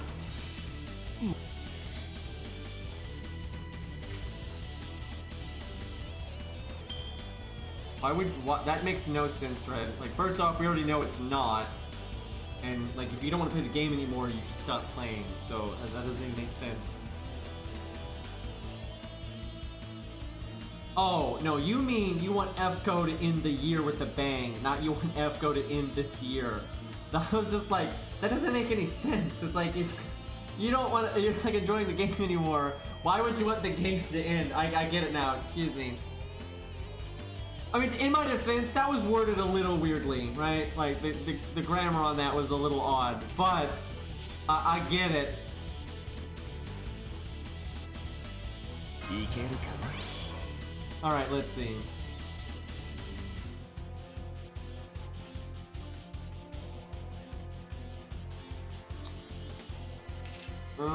God, you so don't need Herc here. Like, you so don't need Herc here.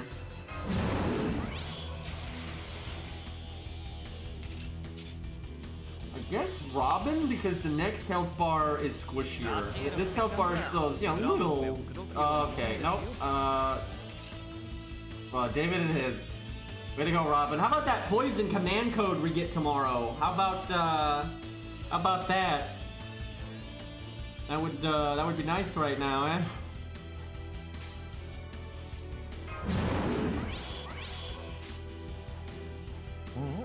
巨人かな。じゃあやろうか。そうだね。Alright, let's see what David's got. 君には改心する権利がある。では仕方ない。 See, I didn't see with a bang, so I just thought I hope Epto instant here. And I was just like, what? それ。これはどうかな。おっと。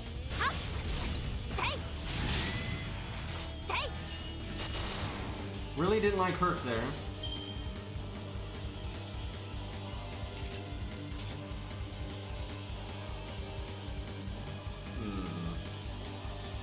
Even though David still has his original evade, I think I'd do this anyway.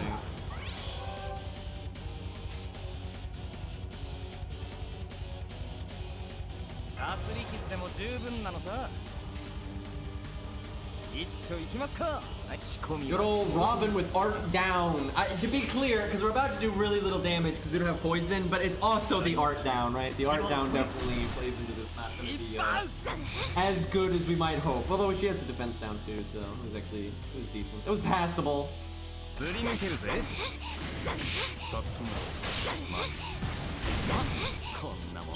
By the way, Ku would have actually been better than her here. Because the Bonsi, like, Ku's, like, protection from arrows is better than Herc's Bonsi even on a team like this. And either one of them would do the damage. And actually, Ku's, because he's got MP5, and Herc is MP1, Ku is actually just better for this, like, no question. Now, if it was Herc with his upgraded third skill, that's not really accurate anymore. Yeah,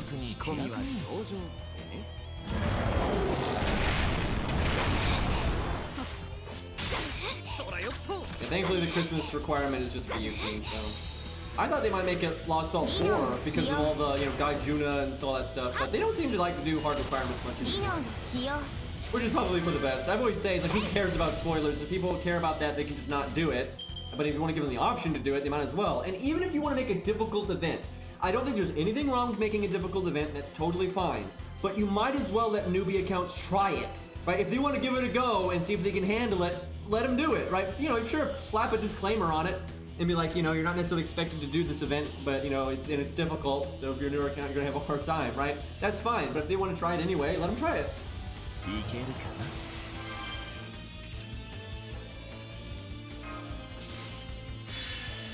David with the value.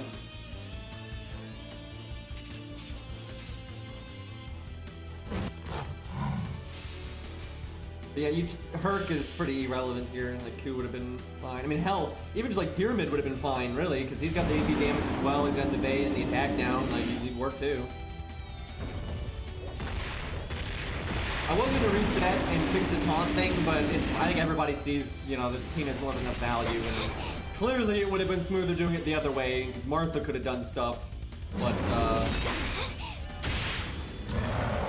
yeah, I am going to reset. I do want to, besides, we didn't kill there, so it's easy to reset, and it's fun. I want Martha to do something, right? Like, we haven't gotten her to do much yet, and we fucked that up, so get some Martha glory in here.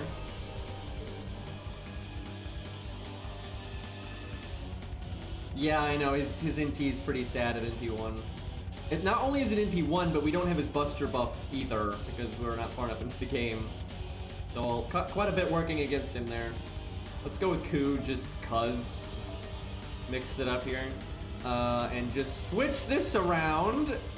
Don't really need that either. Just give her literally whatever starting NP. It doesn't matter that much if she gets her NP or not, but if she does, great. Robin doesn't really need K-Scope, but it's like whatever. Besides, he might not like the poison anyway, so. Default might be better than Atlas here.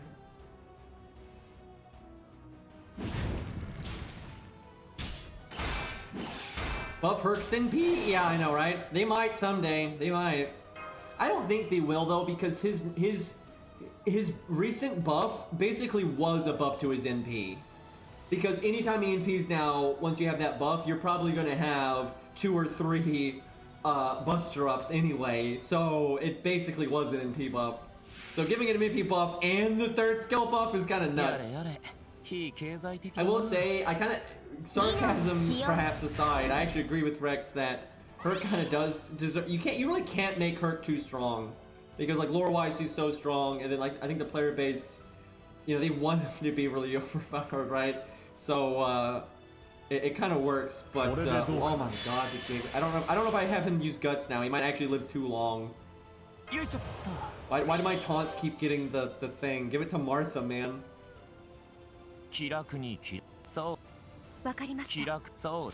So I'm kind of confused. Martha, Ryder Martha, not Ruler Martha. Ryder Martha is in the anime trailer thingy for the upcoming event.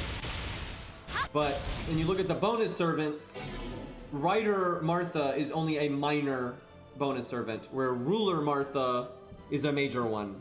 So I'm like, are they just gonna, I guess they'll both be in the event maybe, but I have a feeling she'll like turn into her ruler self or whatever. Like, that might be what it does. She starts off as Ryder, and then she turns into her ruler self, and that's what she, most of like the major stuff she does in the event will be that. That would explain the way they're doing the event bonus. Okay. I mean, maybe we have George use his gut skill, and then he has it pop this turn, and he gets 1 more turn. But what if she doesn't kill him? That's the thing, if she doesn't kill him this turn, I use guts, it's really bad. And it's not that bad if he dies on the 2nd turn. Like, it's not that big of a deal. But my value, though. And I can always, you know what, I'm doing it because if the worst happens, if I absolutely had to, I could cast Anniversary Blonde on him. And I could just cast Guts again. I mean, cast Taunt again, excuse me. No more Guts, no more Guts. 1 is enough.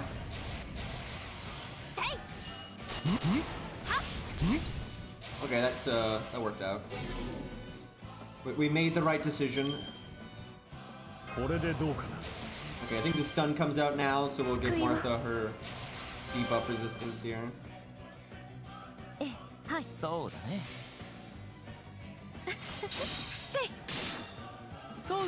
I actually hope this account gets spooked by Martha at some point. Getting NP2 Martha would be really nice. Hell, she might even get a raid up, but we'll see. Hell, I wonder if they raid up Ruler Martha in this event just because she's so popular. And she hasn't had one in a little while. But she's already, it's funny, Summer Martha has had more raid ups than the other original Summer Servants, right? And it's because she's the most popular of them, which is funny. The only other one that might be up there with her might be, in terms of like raid ups, would be like Archer Artoria maybe, but they might be tied. Okay. No, I mean, I could do the art chain for David and get him his NP now, but this wasn't that bad of a stun, so I won't clear it.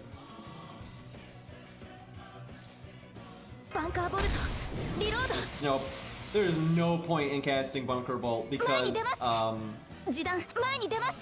the boss is going to drain its own health to 1. I'm not breaking the health bar early with this setup. No way.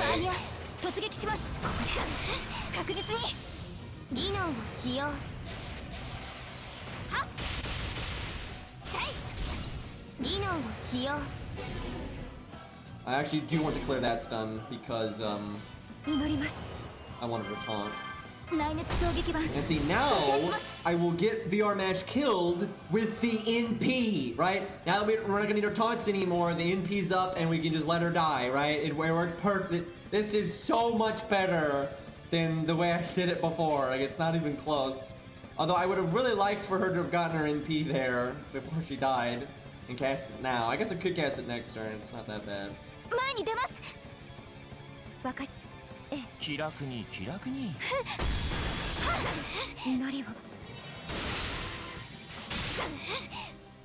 技能を使用。やっごめんなさい先輩。技能を使用。 Feels bad, Rex. Right now, my frames are okay, but give it a minute, we can change. Oh shit. Right, she's gonna die there, not on the. I mean, that's still fine. That would have been better though if I could have gotten her killed on the MP turn, but. Okay, let's see. Might give her the attack down now, just because Martha will get her shield pinged off. I could give Martha invulnerability though, that she keeps the shield. That seems a little unnecessary though. No reason to unstun David because you don't got any cards anyway.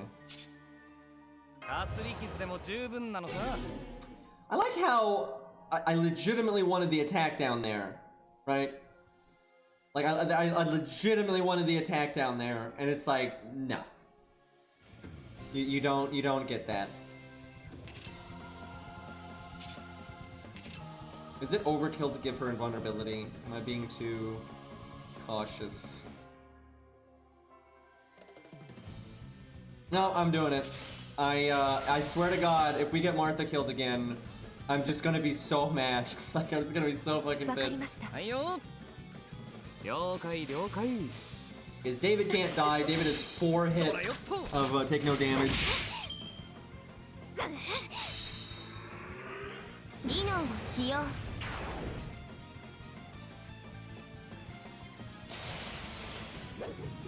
mean, it's completely reasonable to ask if I'm dropping frames because we've been dropping frames, so. And you know, give it a minute. It's still storming outside, so wouldn't surprise me at all if I start dropping frames again.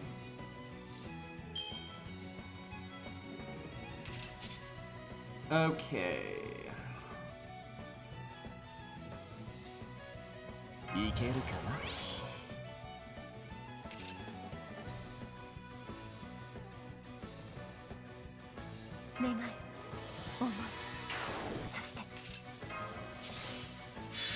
We're not gonna get any other debuffs, so I might as well remove the burn from like Martha, because she'll get her own debuff clear soon. Well, kinda soon. At some point, one day.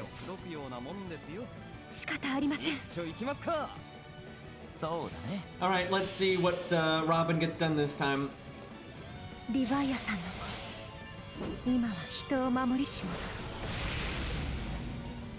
I would say at NP1, that's not too bad. She's AoE, NP1, has Buster down. That's alright, although the enemy has defense down. Still, it's okay. Wow. That was... Oh, she cleared her debuffs. When you break the bar, she cleared her debuffs. I shouldn't have cast the poison. I didn't realize she cleared her debuffs when you break her first health bar. I was just like, what the fuck was that damage? God damn it! We're messing up Robin's stuff! That feels so bad, man. We just cast it one turn too soon. It sucks. And we didn't, the only reason I cast it that early was for the attack down! And we didn't even land the attack down! Talk about falling for the classic blunder! Give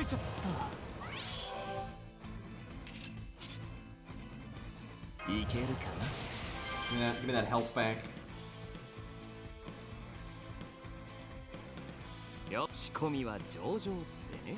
How much damage can David do?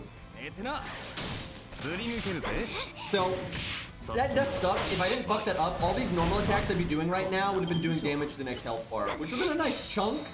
In between that and her other defense down coming up here and David's NP, we could have definitely won a noticeable amount sooner and like potentially without anyone dying. But now someone might die. Where if I had not messed that up, we might not have had any more deaths.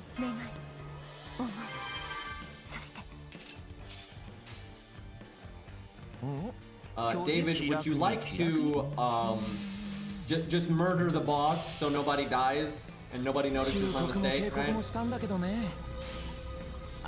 Just high roll and then crit, like all the things. If only she was a giant, by the way. Damn it. Yep, remember all that normal card damage we just did, you know? That would have been great. And like, even if we didn't quite kill right there, we would certainly kill next turn, right? But we might have killed right there if it wasn't for all that nonsense. God damn it, we lost. My incompetence got Robin killed, man. How about that? Hell, it might get David killed too. We're not done yet. I think we can kill her. She now has triple defense down, although surely she's over the defense down cap. Right, defense down cap's at 100%, so I'm pretty sure she's at 100% right now.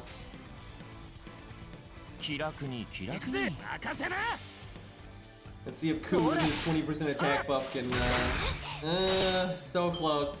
Yep, he would be definitely dead right now if I didn't mess up. Don't cast Guts. Okay, nobody else dies at least. Guys, we just wanted Martha to get the kill. That was the whole point. You just gotta, kill Martha off,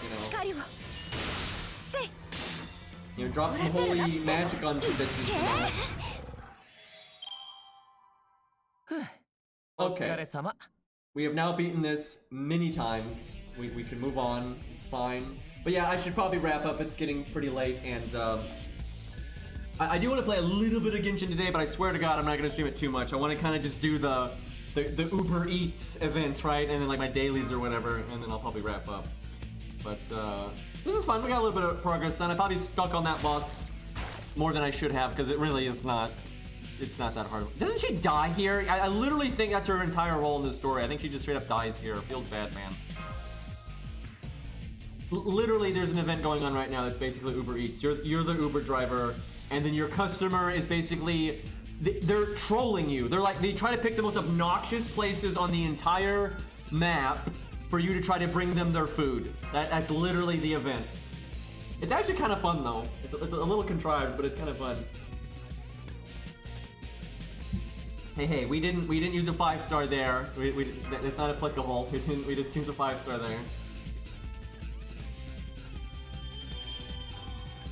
We really have built up a. I had to say though, these are great comments from the past and all that, but you all have not copy pasted literally the best one. Everyone thinks the Zeus one is the best one. It's not. It's close. That was a stupid fucking comment. But that is not the dumbest comment. That is the second dumbest comment, and I have not seen the dumbest comment yet, which is slightly disappointing. I mean, I'm not gonna tell you that would there Lonely Boy got it. There we go. And Rex got it immediately after. That's the one. That's the one. I'm not exaggerating. And in my entire YouTube career and Twitch streaming, that is the stupidest thing I have ever seen anybody say. And some people don't even understand what he's saying. I do. I know what the sentiment behind it is. And that is the dumbest sentiment I have ever seen, ever, for like F-Ghost stuff. This is so stupid. All right, boys, we're gonna wrap up there. And I'll probably come back in a little bit and try to do just a hair of Genshin Impact. But hopefully tomorrow we're gonna have the new event, so we might not do Lostbelt 4 for a little bit. You might have to come back in, which sucks. I really do want to get Asclepius, but we want to do the event. But yeah, Christmas event in a couple hours. Hopefully it'll be good, and more than a couple hours, by the way. But anyway, peace.